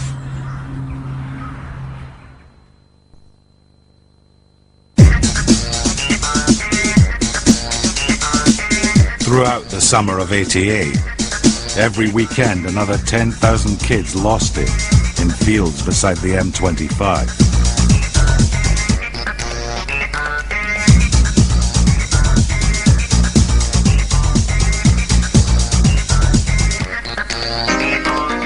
Most of the original people on the scene look down their noses at that kind of stuff. We used to sort of, you know, coat that scene off terribly, you know, it was all Judge Jules playing 15 gigs a night, and so nothing's changed. I think it carried on the torch of just this kind of innocence and this kind of freedom of expression and not caring about, you know, the rules. It was just a mass money-making thing, you know, controlled by villains. Well, the first big party I ever played at, I saw like big bags of cash and drugs and sawn-off shotguns, but that was just over there, and it was more interesting what was going on over there with like 8,000 day-glow people jumping up and down.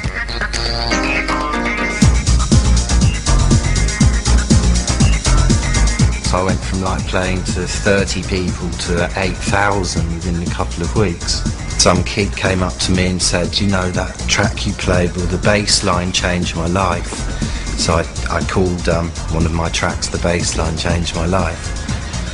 And I called another track Energy after that party. I wouldn't credit myself with innovations. I mean, I was just a cog in the wheel, really. As the nation raved through another summer of love in '89, the police stepped up the pressure. We were getting up to 246 parties in the region a week.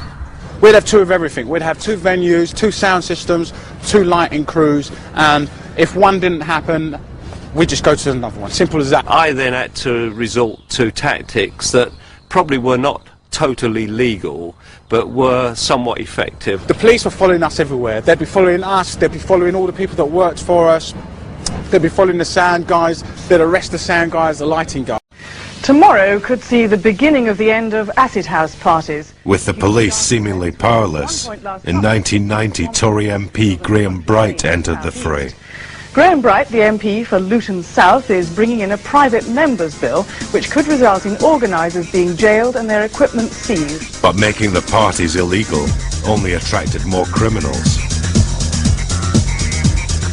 I was kidnapped 3 times by 3 different groups. So, I had shotguns in my mouth, and, which was very, very, very scary. On that particular occasion, I've got to admit, I cried my eyes out. I think in a way we failed because we drove it underground. And when we drove it underground, there was far more dangers, and there was far more thuggery, and there was extortion. We're only trying to do some parties, and that's what I would say to them. We're only trying to do some parties, man. It's no big deal.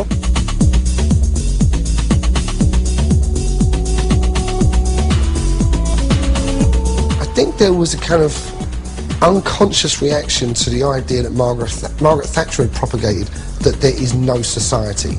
And I think people created their own societies unwittingly in defiance of that statement.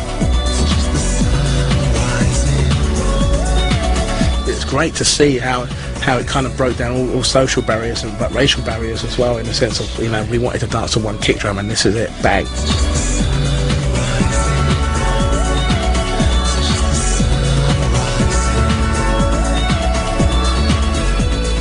During that time, when we named ourselves, was when they used to build those big London orbital raves where you'd drive around the sort of Potter's Bar service station, ringing up a secret number and finding out where the next rave was. And they were sort of marching around the M25 towards us until one appeared about 2 miles away from our front door, which was crap, actually. It was a crap party.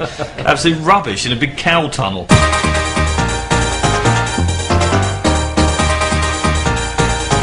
Inspired by Chicago house, Detroit techno and the M25 rave scene, Orbital's chimes signalled Britain's total mastery of the new dance music. Yeah, I can turn that on and off, and that brings that sound in and out. These are MMT8s, these are what we use live. They're basically little hardware sequencers. They work in a system of, each machine has 8 loops, 8 different pieces of music, if you like, that they're all loops round in time, but then each machine has 100 of these groups of 8. This is all sort of going round. I might think, let's have some drums, and let's change the sequence at the same time. So I'll push that along, and there we are into another part of the song.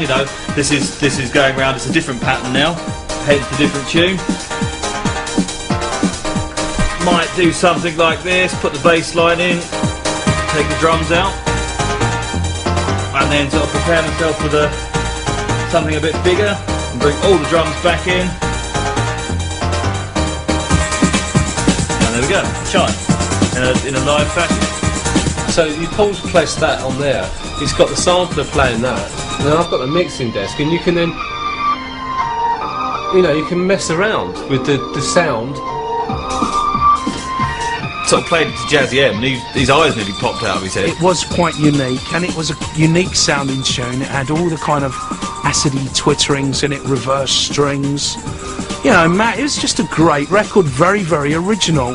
He was listening to it on headphones, and he was selling all these records on a Friday evening to all the DJs, and he said, look, I can't play it out loud, I've got to, be selling people things. And he listened to it and went, hang on a minute, whipped his records off and played it, and just stood there laughing. All these people going, oh, I'll have one of them, oh, I'll have one of them, oh yeah, I'll have one of them, and all these DJs asking for it, saying, you can't have it, it's a tape. The only way to actually cut that record was from that cassette, which I did. But it actually came out slow because I recorded it on my dad's tape deck, which actually ran slightly fast, so it's actually like a couple of BPM slower than it was supposed to be.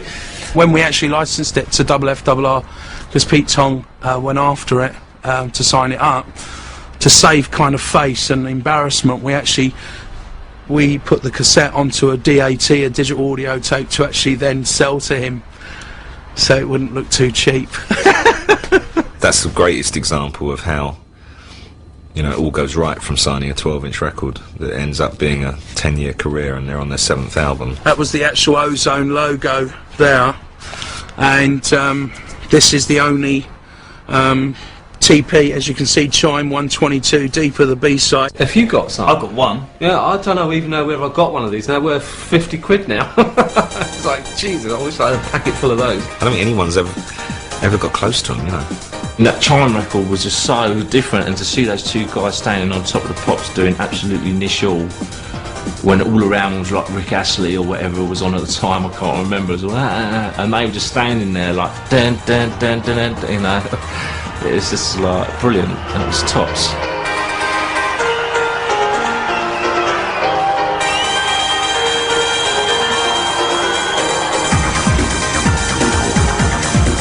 By the end of the 80s, the house music of America had effected a massive social and cultural revolution in Britain.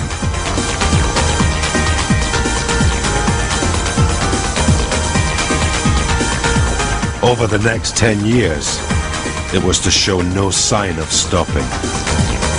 Come on.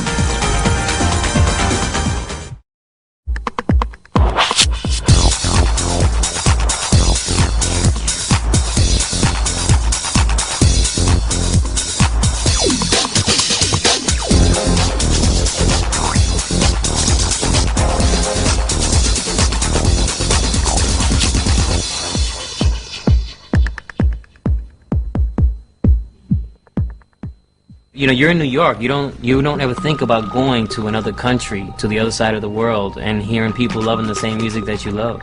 Yeah, we were filled on drugs. Yeah, it was all it was off our tits, going fucking ballistic. But that's what it was about.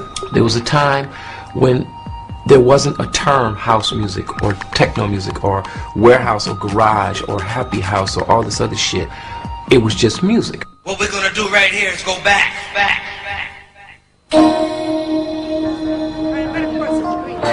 In the late 80s, house in America was still an underground music. In the country of its birth, radio stations were firmly segregated and played either rock, country and western, or R&B and hip-hop. If you liked up-tempo dance music, house music, you had to go to a club to hear it. House is a big part of club culture today, you know, and for the last, 15 years.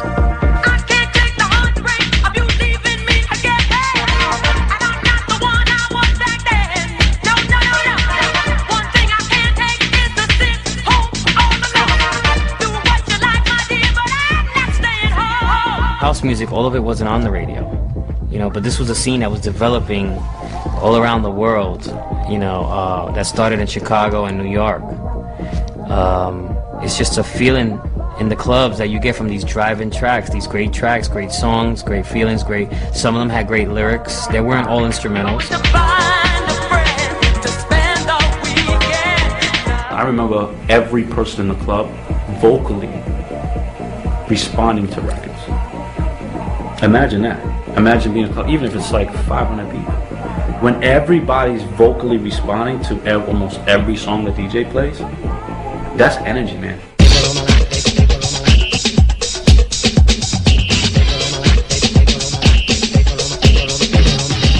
At clubs like the Paradise Garage in New York, DJs were making converts to the house scene. But I had a friend that turned me on to it. He was a house head, so he would have all these people over there that hated house, but he'd be playing it and he'd be jacking, you know, dancing like Move Your Body, Rocky. Just were looking at him like, this guy's retarded. And it took me a long time. It took me like late '88 for me to really start getting into house. But I caught on to Todd Terry. Known to his fans as God, Todd Terry brought a hard-hitting hip-hop sensibility to the basic house sound. It was like, I like house now. I only liked Todd, but I like house. It was just energizing. was just like, dude, your cats would be just bug into it, you know. So that was my introduction to house. Gritty, raw, in your face house. I used to see guys, I thought they were gonna rip off their dreads. They're like on the floor like this, like almost to the point of tears, over a record. No drugs. You know what I mean? That's house.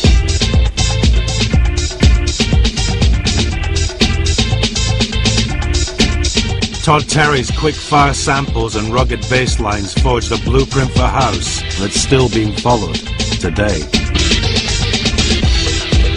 Most people's style, even like if you want to look at who's hot, like Daft Punk or like anybody that disco loops, Todd did that first too. So disco looping, Todd did that first. Let me put a rock sample on a house beat. Oh, Todd did that already too. You know, it's not much left Todd hasn't done. While Todd was undoubtedly a pioneer, it was only on the other side of the Atlantic that house had a mainstream audience.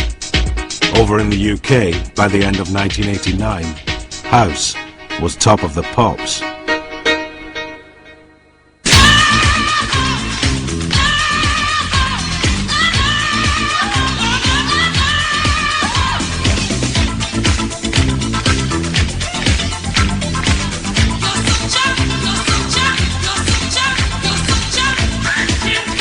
Italian producers Black Box sampled disco classic Love Sensation and got a model called Katrina to mime Lolita Holloway's vocals.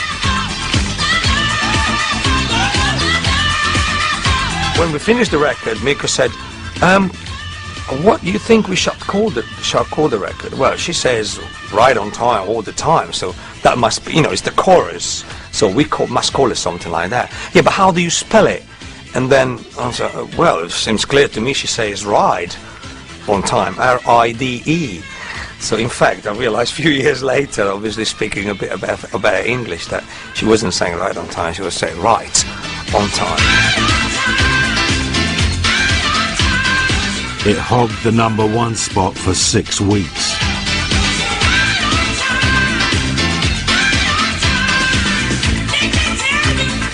But away from commercial chart hits, British producers were already creating an awesome range of new house styles. What were the skies like when you were young? They went on forever. We lived in Arizona, and the skies always had little fluffy clouds in them. Ambient house mixed down-tempo beats to new age electronic music.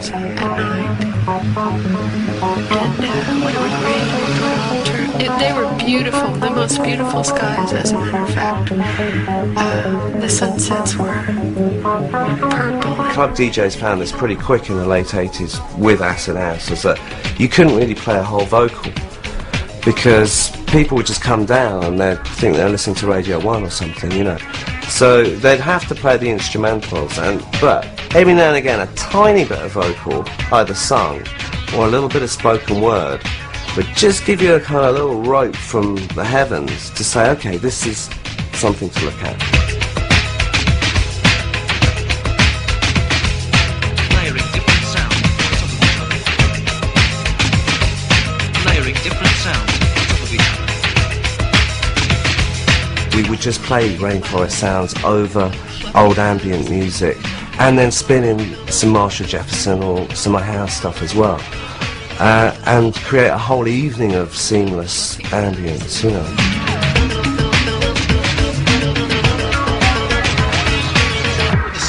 The Orb's little fluffy clouds introduced chilling out to the rave generation. The skies always had little fluffy clouds in them, and they were long and clear, and there were lots of stars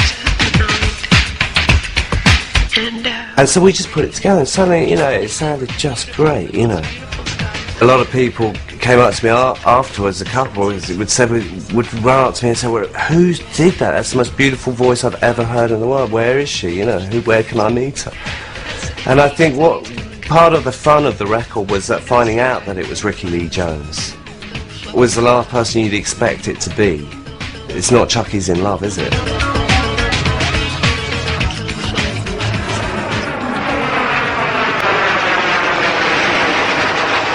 But the most unlikely take on house was to be the result of its collision with rock and roll.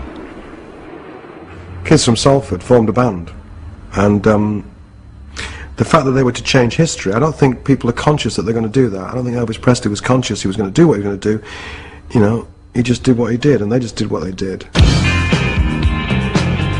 Formed in Manchester in the mid-80s, the Happy Mondays started life as a typical indie rock band. At the time, in Little Houghton, which is part, you know, like an overspill of Salford, they built the most huge, gigantic superstore, right, called Scan. It sold everything from the sports goods, you know, to guitars, to amplifiers, to records, to food, right? But basically, they had it set up like a fucking greengrocer's. A mirror there, and fucking 20 old ditties on the till. We used to go shopping with our mum and dad, right, and we'd purposely put our fishtail parkas on. Darts down there, they'd sold air guns down in your lining. They had these country and western amps in, right, which was fucked. And you could literally get away with carrying these things out. But it was during the recording of their second album, Bummed, that the Mondays started to absorb the twin influences of house music and ecstasy. 20 or 30 of our friends had come down to this little club. So we gave the DJ some new records to play, right? Put a pill down his neck, and we're all dancing like this and having a great time. And then there's all these squaddies, and all looking like that. What's your fucking mate looking at, and why are you dancing like that? You taking the piss? So me and another pal of ours, I won't mention his name, said to this guy, look, just put one of them in your mouth, and in an hour's time, right, just trust us, in an hour's time you'll enjoy yourself and there'll be no fighting and you'll be dancing like us. He ends up scrounging like about 30 pills for all his squaddy mates. So 2 hours later we've got all these squaddies in this thing doing this, you know, and dancing and going, saying this is the best thing, I don't want to go back in the army and all that lot. So there we are in Driffield, and I drove over there, but in between that and finding all these squaddies looking for the Mondays in the local pub, I finally find the studio in this courtyard and go in the recording room, and there's Martin Hannett recording a wonderful rock track, God knows which one. And then I go across the courtyard to what is normally where musicians play pool and hang out and drink coffee and get bored. And all I could hear was boom, boom, boom coming out of this space, and there was no lights on. I remember opening the door and it was pitch dark, and stumbling over bodies and lots of black vinyl. And across the way they were recording this rock album, but in this room they were all lying on the floor, out of their heads, just playing this weird, obscure, American imported house music. To put a house beat into their indie rock, the Mondays brought a DJ into the studio. Rope for Luck was just the way I approach that mix is what works on the dance floor. None of us really knew how it was going to turn out. I knew what I wanted. I knew that the rhythms in rock records never worked. So it had to be more rhythmic, especially the bottom end. So it was all about changing the B line and the drums. So basically we took a loop from NWA, looped it up, got Ryder's vocals up and worked on a groove, and it went from there.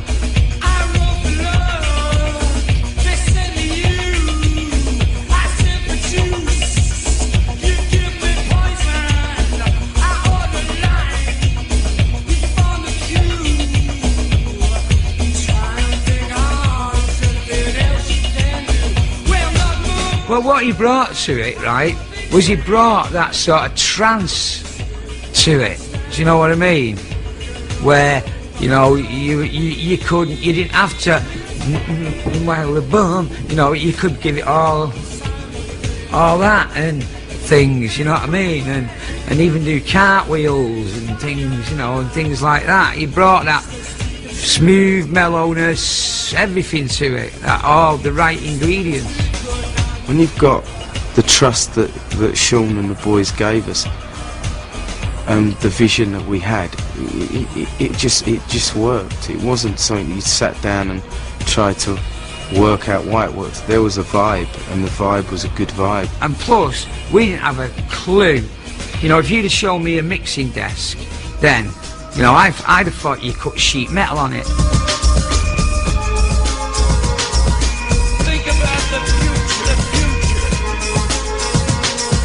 The Mondays led an explosion in indie dance music and took house to a whole new audience. Think about the future. And I'm quoting the Daily Telegraph here. The drummer and bass player of the Mondays changed British music by adapting the house rhythms of Chicago to British rock, punk, indie or whatever. They were the synthesizers. They were the people who inadvertently put all this shit together.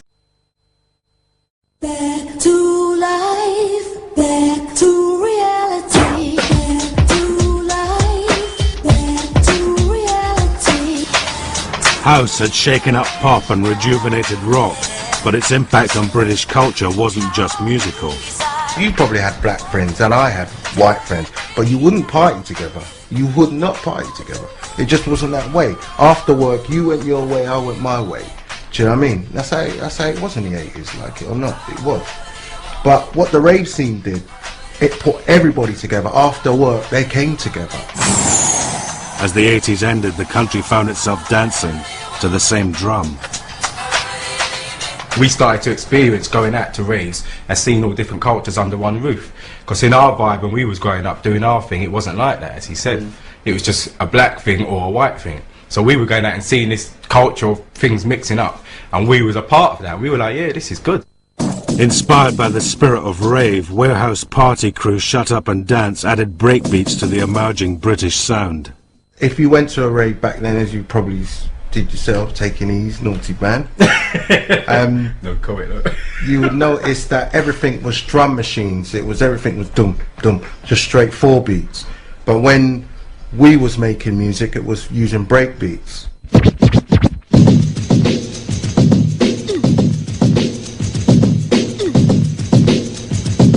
Drum breaks had been the rhythmic base of hip-hop for years. We took the break beats out of the hip-hop culture and put it into our music, but we sped it up to a house tempo.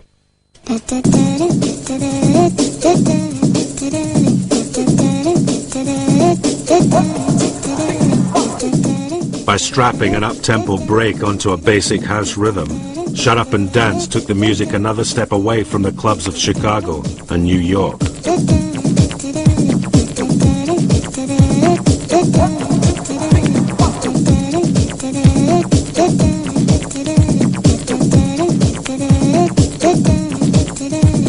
We used to put on our warehouse raves, you know, but we was only charging like £2, £3 to get in.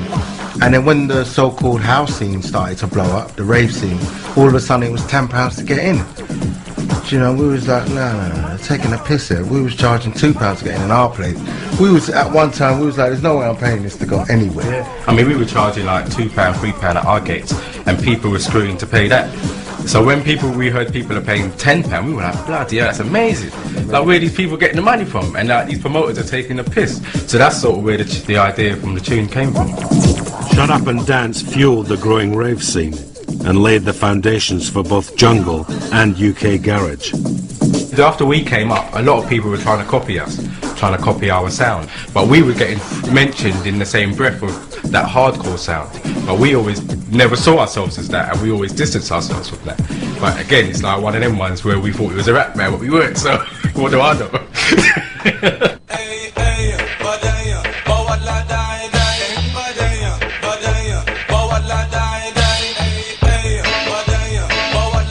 As house entered the 90s, it continued to stir up new musical styles.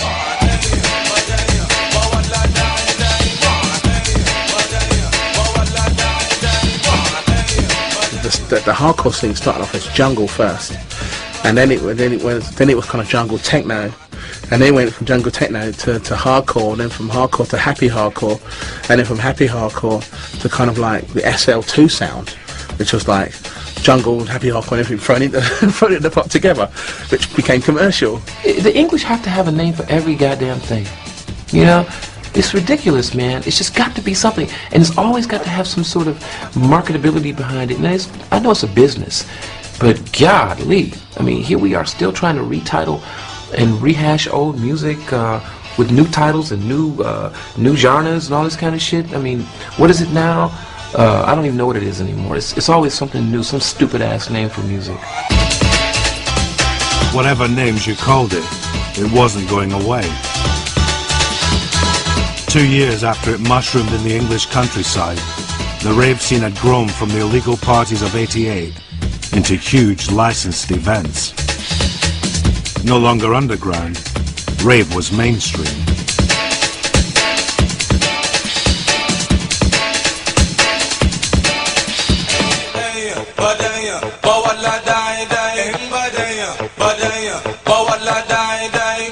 I think there was a time when you probably couldn't buy a packet of Rizzlers outside of the M25. But by 1992, 93, you could probably go to the Orkneys and buy E. You should be interviewing the drugs. They've got a lot to answer for. They've got a lot to answer for, I'm telling you. You have to think, kind of the people that made the original house records, the Detroit and Chicago DJs, most of them didn't take drugs. In fact, they were kind of appalled. You know, this was a technological experiment for them. You know, the use of the 303 and stuff. In England, this was a music being driven by drug taking.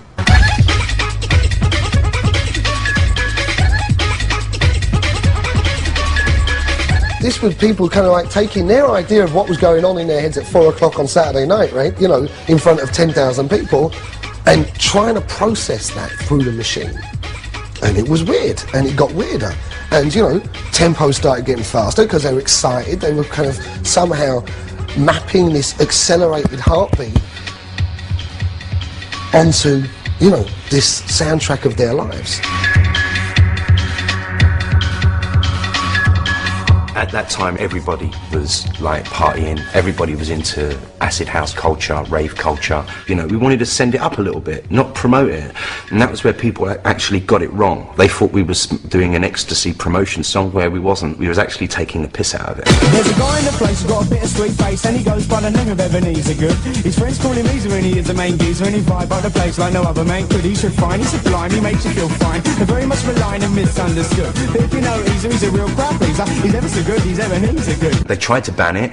There was this whole inquiry about it. We had to do interviews about it and did totally deny that it was about ecstasy and say that it was about this composite Dickensian character. And the reason we've done this song about this Dickensian character is to put some life back into the pop charts, some substance, some theatre.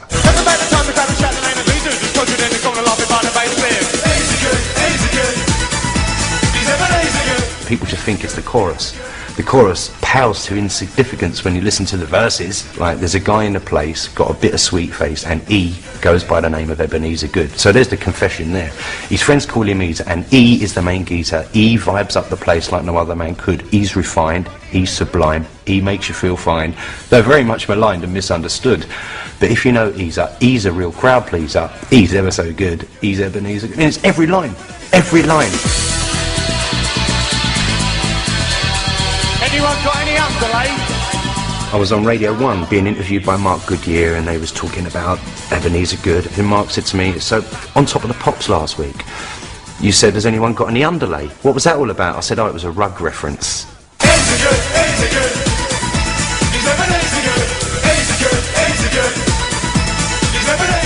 This far down the line I can put my hands up and say, yeah, it was all about ecstasy. At the time we couldn't because we would have got banned.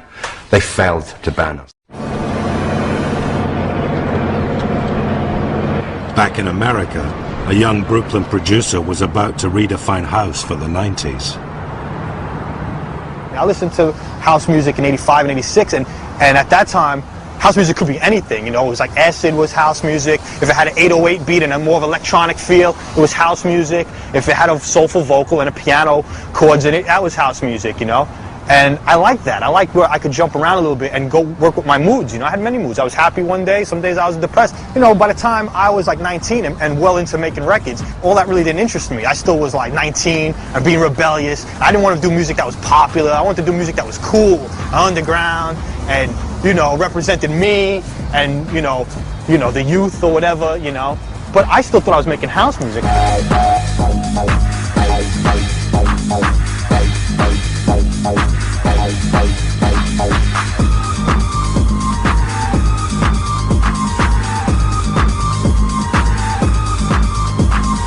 thought the track was done, needs one other element, something to put on top of it. Eventually I came across this sample, it's ecstasy, and I was just like, wow, that works with the track. But because of the time, because of the feel of the track, because it was a darker house record, which became techno or whatever, people were like, ecstasy, you know, that's a drug record, that's a drug anthem. He means ecstasy, you know, the drug or whatever.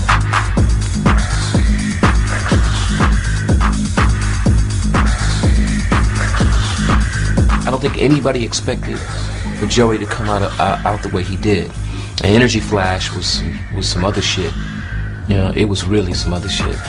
It was like, I don't know how to explain it. It was a nice track though, it still is today. I think that broke the back of a lot of things. You know, it was just so different. Wow, wow, wow, wow. I think for me, it was hearing it for the first time about 7 in the morning at sort of as close as we can get to Stonehenge Krusty Festival thing, the Spiral Tribe. And I was just about, I was saying, right, I'm going to go to my tent now, I've had enough. And the sun was coming up and someone just started playing that, and I just thought, what the hell is that? And it just sounded like how I felt, do you know what I mean? This crazy sound. It was just, I can't believe this record. It's so hard and mad and, you know.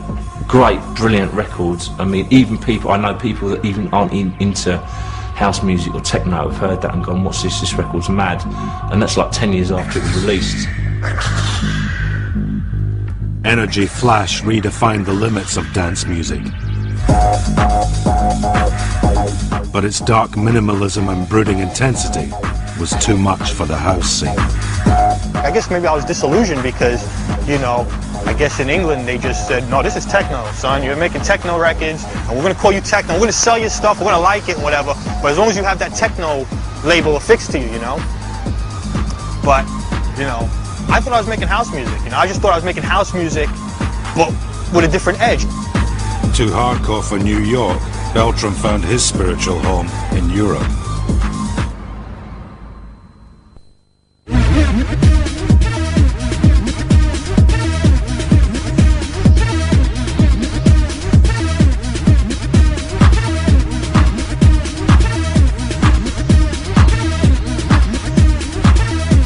Clubs like Rage in London, house was getting harder, darker. DJs pitched records up on the decks to increase the tempo. It was about fucking just getting down, getting nuts. Do you know what I mean? That's what it was about. People going fucking mental. That's all this club was about. And yeah, we were filled on drugs. Yeah, it was all fucking, it was off our tits, going fucking ballistic. But that's what it was about. When I played at Rage for the first time, well, the atmosphere, that was the first place I ever saw with a laser. That was just like, swallowed up the whole dance floor. It was just absolutely mad. There's this fucking laser going mental on people's heads. Just walking in, the energy and the vibe and everything, it was crazy. Fucking everyone's got the shirts off going absolutely fucking mental, you know what I mean? On these podiums going crazy, and I thought, fucking hell, this is intense. You know, you had from models to hippies to students to stockbrokers. We're just all in there, just, you know, loving the music. Because it was like, you saw black people, white people, and it was just like, people were just raving, whistling, shouting, there was horns going off, and it was like a football match, you know what I mean? Hardcore. It wasn't just a sound, but a whole attitude. Because I was like there, always trying to think, I'm going to design a fucking tune. I've got the tune that's just going to fuck people up. You know, I'll be fucking dropping E's in like fucking 5 a night, I'll be fucking off my tits. So, well, guys, I'm buzzing, let's make music. So, I mean, I heard this tune last night, I heard this. And you start fucking around and things start coming out. The thing you can't forget, the instinctive thing, all I wanted the people to do was dance.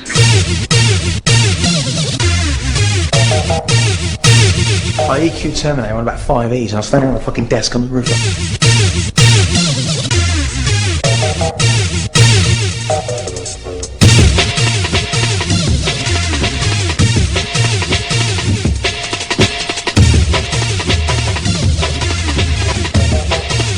first time I played a tune, I was like, fucking hell.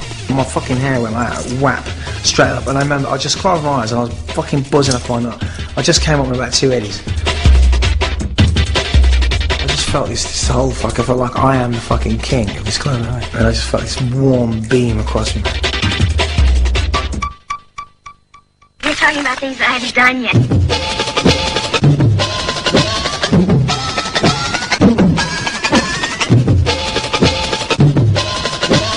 People didn't know what the fuck was going on. I was like, what the fuck is this? It was just like bending people's fucking prisms open. You know? It was like, what the fuck is that? I didn't know what I'd done. I didn't realise what I'd done.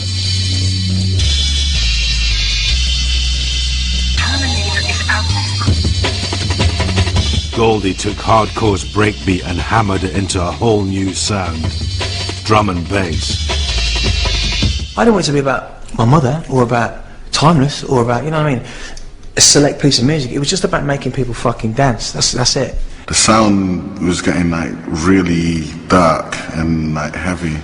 Tempos started to speed up a little, and it just got like a lot more sophisticated than it was. It wasn't just like really simple kind of dub B lines anymore. We started like to get more into like the synthesis of like the bass lines, and like it wasn't just like sampling a hip hop break and speeding it up anymore. It was actually using like samples like chopped up and loops, reversing them, and the whole process basically got like a lot more sophisticated.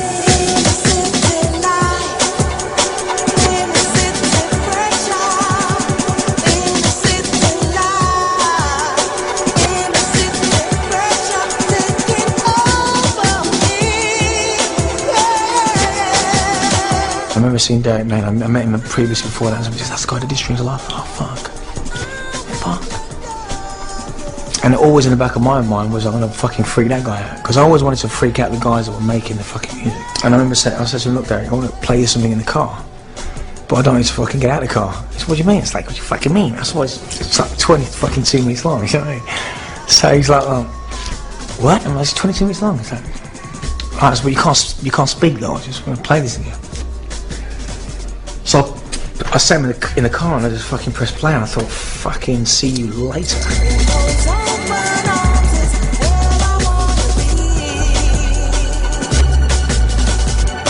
Inner city life took drum and bass into realms of sophistication previously unthought of.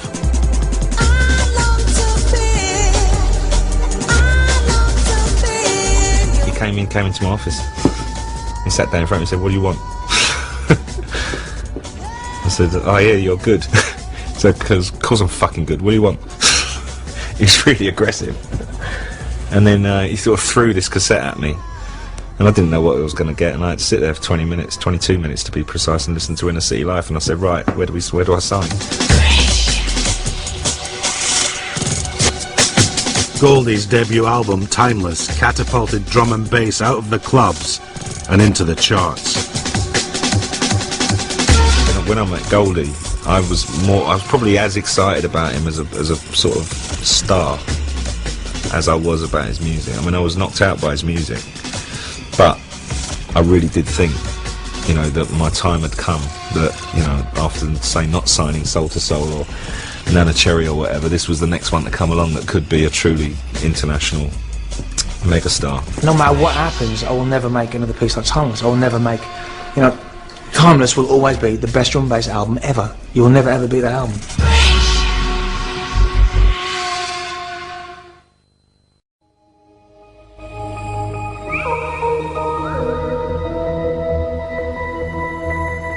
The government, meanwhile, had been drafting legislation aimed at controlling rave culture. Amendments to the Criminal Justice Bill in 1994 defined a rave as anything more than 100 people listening to amplified music characterized by the emission of successive, repetitive beats. Not since Oliver Cromwell's Sunday observance laws had Parliament tried to stop people dancing. First time I think people felt like, yeah, this is our land, this is our country, and we want to party, and why not? And who's to say that we shouldn't do that? And if they are, why are they saying that? And who's this thing called the state saying, you're not allowed to have fun, you can't go into a field and dance all night if you want to? So basically, prerequisite of human experience and prerequisite of human right, I would have thought. Ravers and crusties forged an alliance to fight for their right to party. I've got to stand and fight in this creation. Vanity, I know, can't hide I alone. I'm searching to find a love that lasts all time. Despite protests, the criminal justice bill became law in November 1994. Of course, it did nothing to stop house music's evolution.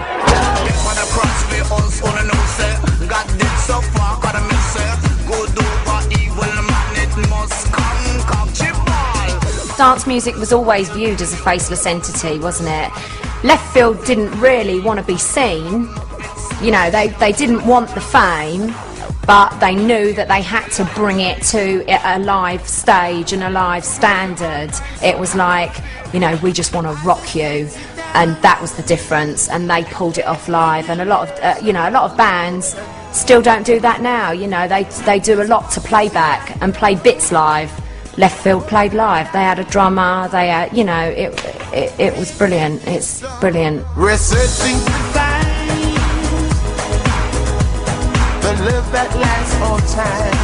Left Field drew on house, techno and dub to create a distinctly British sound.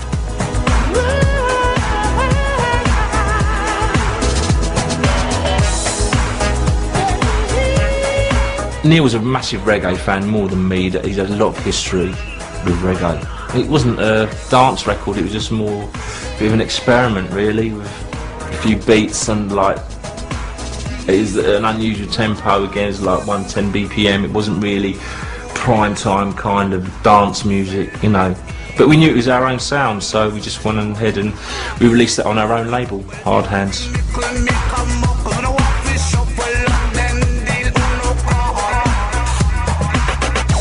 Musically, nothing else was sounding like Left Field. You know, a lot of it was kind of sounding a bit Aboriginal, and there was all mad sounds like Ouija this and wobbly that, and, you know, just so different, so original, so groundbreaking. Got what they deserve, basically. Can't say enough good about them. They are my idols. And in 1993 they pulled off one of house's most audacious acts of assimilation. I think it's probably one of the best records we ever made, definitely, you know. It was something, and we knew it was different because it had all these influences of techno, world music, dub, with John Lydon on. The granddaddy of punk, John Lydon, stamped his unique endorsement on UK house.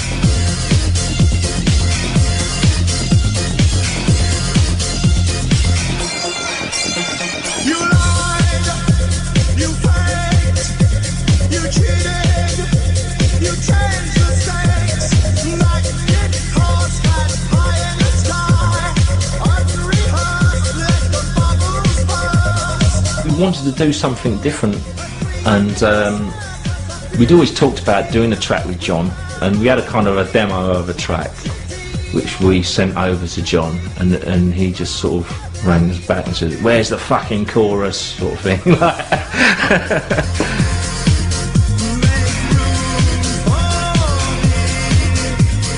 And I remember saying to people, I've just done a track with John Lydon. People going, really? Like that sort of thing, you know. Sort of, I suppose people couldn't imagine what it would be like. And then a few people came down the studio, I played it to them, and they were just blown away, you know. And I knew then that we had something good, and we got a great performance out of John.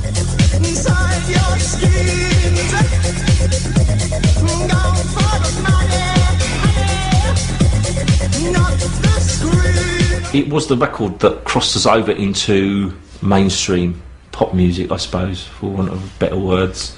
You know, it was a record suddenly that if you weren't into dance music, but you liked punk or you liked rock music, you could suddenly get into this. But it had a groove. Left Field proved that by the mid-90s the UK had well and truly made house music its own. I mean, where Paul Daly gets that bass from, I do not.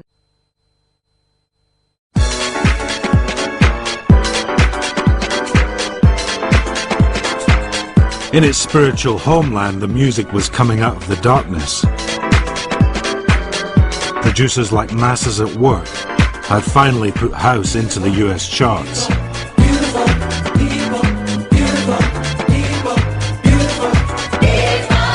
We were getting really pop-oriented records. We said, let's take the B-sides and just put our style of music on it. Strictly going for it, you know, going for rock in the clubs. You know, we took a couple of vocal samples from, you know, the song from the artist or whatever and put it on the B-side and called them Masters at Work dubs. So we just wanted people to feel our vibes, and that's how it started. Next thing you know, like Frankie Knuckles was playing a Debbie Gibson record, and he would never play a Debbie Gibson record, but that B-side was so strong, that dub, and he loved it. He loved the whole vibe.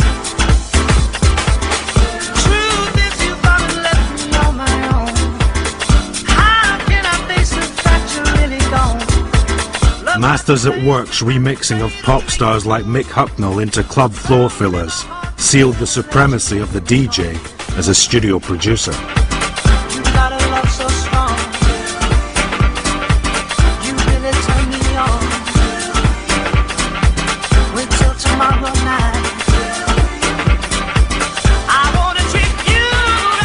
They didn't even want the house mix.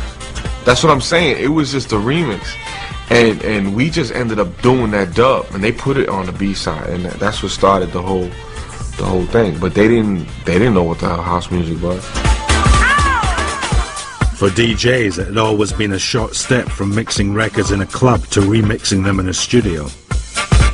Now the major record companies were calling on them to bring a big club feel to pale chart pop. When I did Tori Amos, it was like a lot. I think it was bugged people out the most because it was not like anything I've done. Honey, bring it close to my lips, yeah. Honey, bring it close to my honey, bring it close to my lips, yeah. Honey, bring it close to my lips. I didn't know who she was, never heard of her. And the guy's just like, I'm like, how much is it? Okay, do I have time? Okay. It was just kind of like that regular ordeal. It wasn't like anything special, except for he said one thing to me. He's like, I really want you to do something different.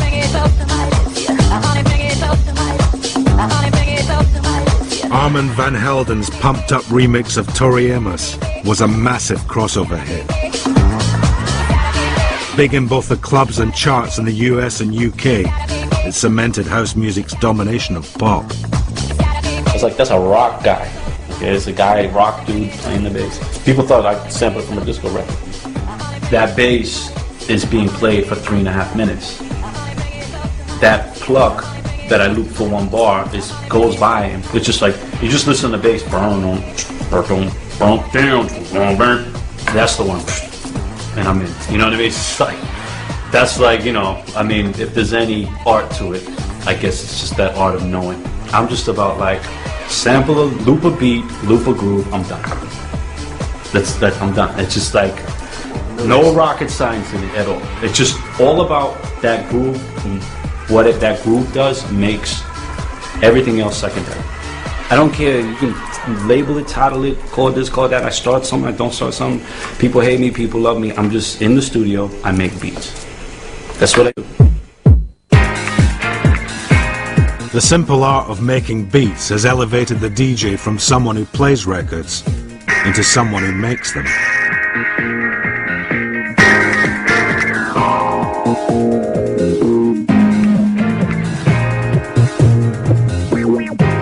Since back in the day house emerged from the clubs of Chicago, DJ Pierre has been at the cutting edge of its many innovations. I mean, like people like Daft Punk, Armand Van Helden, these people have taken stuff and they've been real creative. And you can't say that these people haven't been more creative or less creative than we were. Like, you know, and people say, Pierre, you started acid, you know, how do you feel about these people, you know, doing this and that and taking your sound? And I'm like, whose sound? once it's on a record, it's like it's like shareware. You're sharing it, and you allowing other people to add their own ideas. I mean, whatever I did, I guarantee you, I got it from somebody. Built on the ability to take ready-made sounds and create something new, house has redefined the very notion of music. You got to keep learning in this business to stay on top. You can never say, well, I'm not going to listen to so-and-so, that's some new kid, what does he know? I'm like, these new kids coming with fresh ears. They like, oh, what if we do this? You know, just like when I first started, I'm like, oh, you know, turning these knobs, doing stuff. So, I mean, you got to keep learning.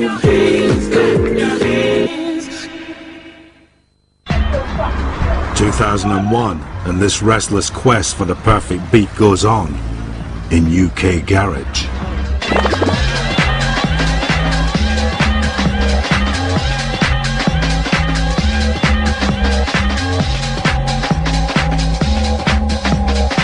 When UK garage came out, it wasn't hip-hop because we don't live that life. It wasn't, you know, R&B because, I don't know, we don't live that life either, you know?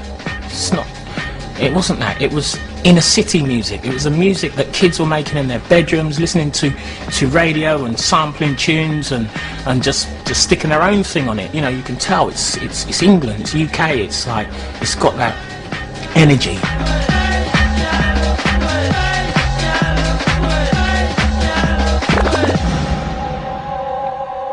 Originally used to take tracks by producers like Todd Edwards and Masters at Work, and they were just really sped up.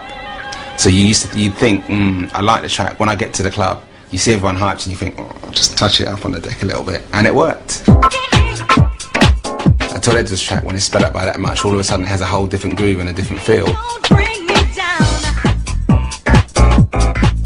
It appeared that we just wanted it a little bit more raw, a little bit more of a bass line, more for dancing than to, you know, easy listening kind of thing. So then there's this little, I don't know, little transition where it was a grey area between being, you know, the bump of the UK and the smooth of the US, and that's where it was born.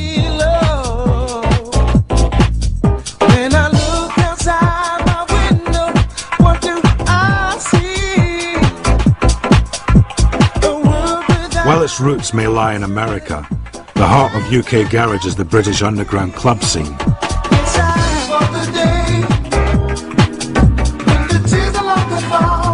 You'll get the raw material being the basic 4/4 or the basic tempo of 128 to 130, which it would have got from house. A lot of it kind of stems from the old sort of ragga scene and the sound system.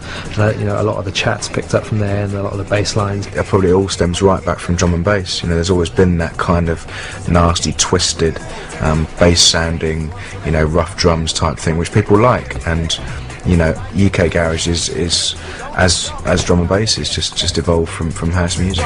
When you hear I'm coming. Sharp P represents the West of London. DT, Piper, Melody and Unknown. We're loving it like this. We're loving it. This fusion of American house, British breakbeat and reggae style MCs has already leapt out of the underground to dominate the charts. And still we drop. UK garage has been sitting down for quite a while now, and it still has its place in clubland, and there is now a niche for it in the big wide world of pop music. At the moment, we're taking jungle bass lines, we're taking Miami bass and hip hop beats, and we're putting R&B vocals on it, and we're speeding it up, and we're making it a garage track. And you know, that's always the way it is. That's, you know, and that's progressive. You know, as long as music progresses, then it's the important thing. Constantly reinventing itself, house's unique ability to create new genres is matched only by its irresistible power to move dance floors across the world.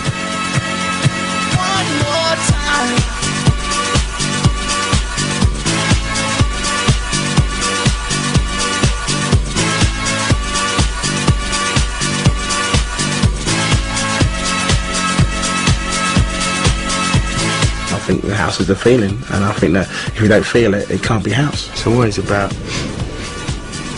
bringing emotions out in people, making them feel great. I mean, that's what house is supposed to be, a good time. One more time, we're gonna celebrate. Crossing divisions of nation, race, sexuality and class, house has grown into an international phenomenon which shows no sign of stopping, ever. This isn't a new thing. People have been dancing to tribal rhythms for 40,000 years, probably more. It's not about to stop. It's just let it all out, let it all go, be free. That's what house is.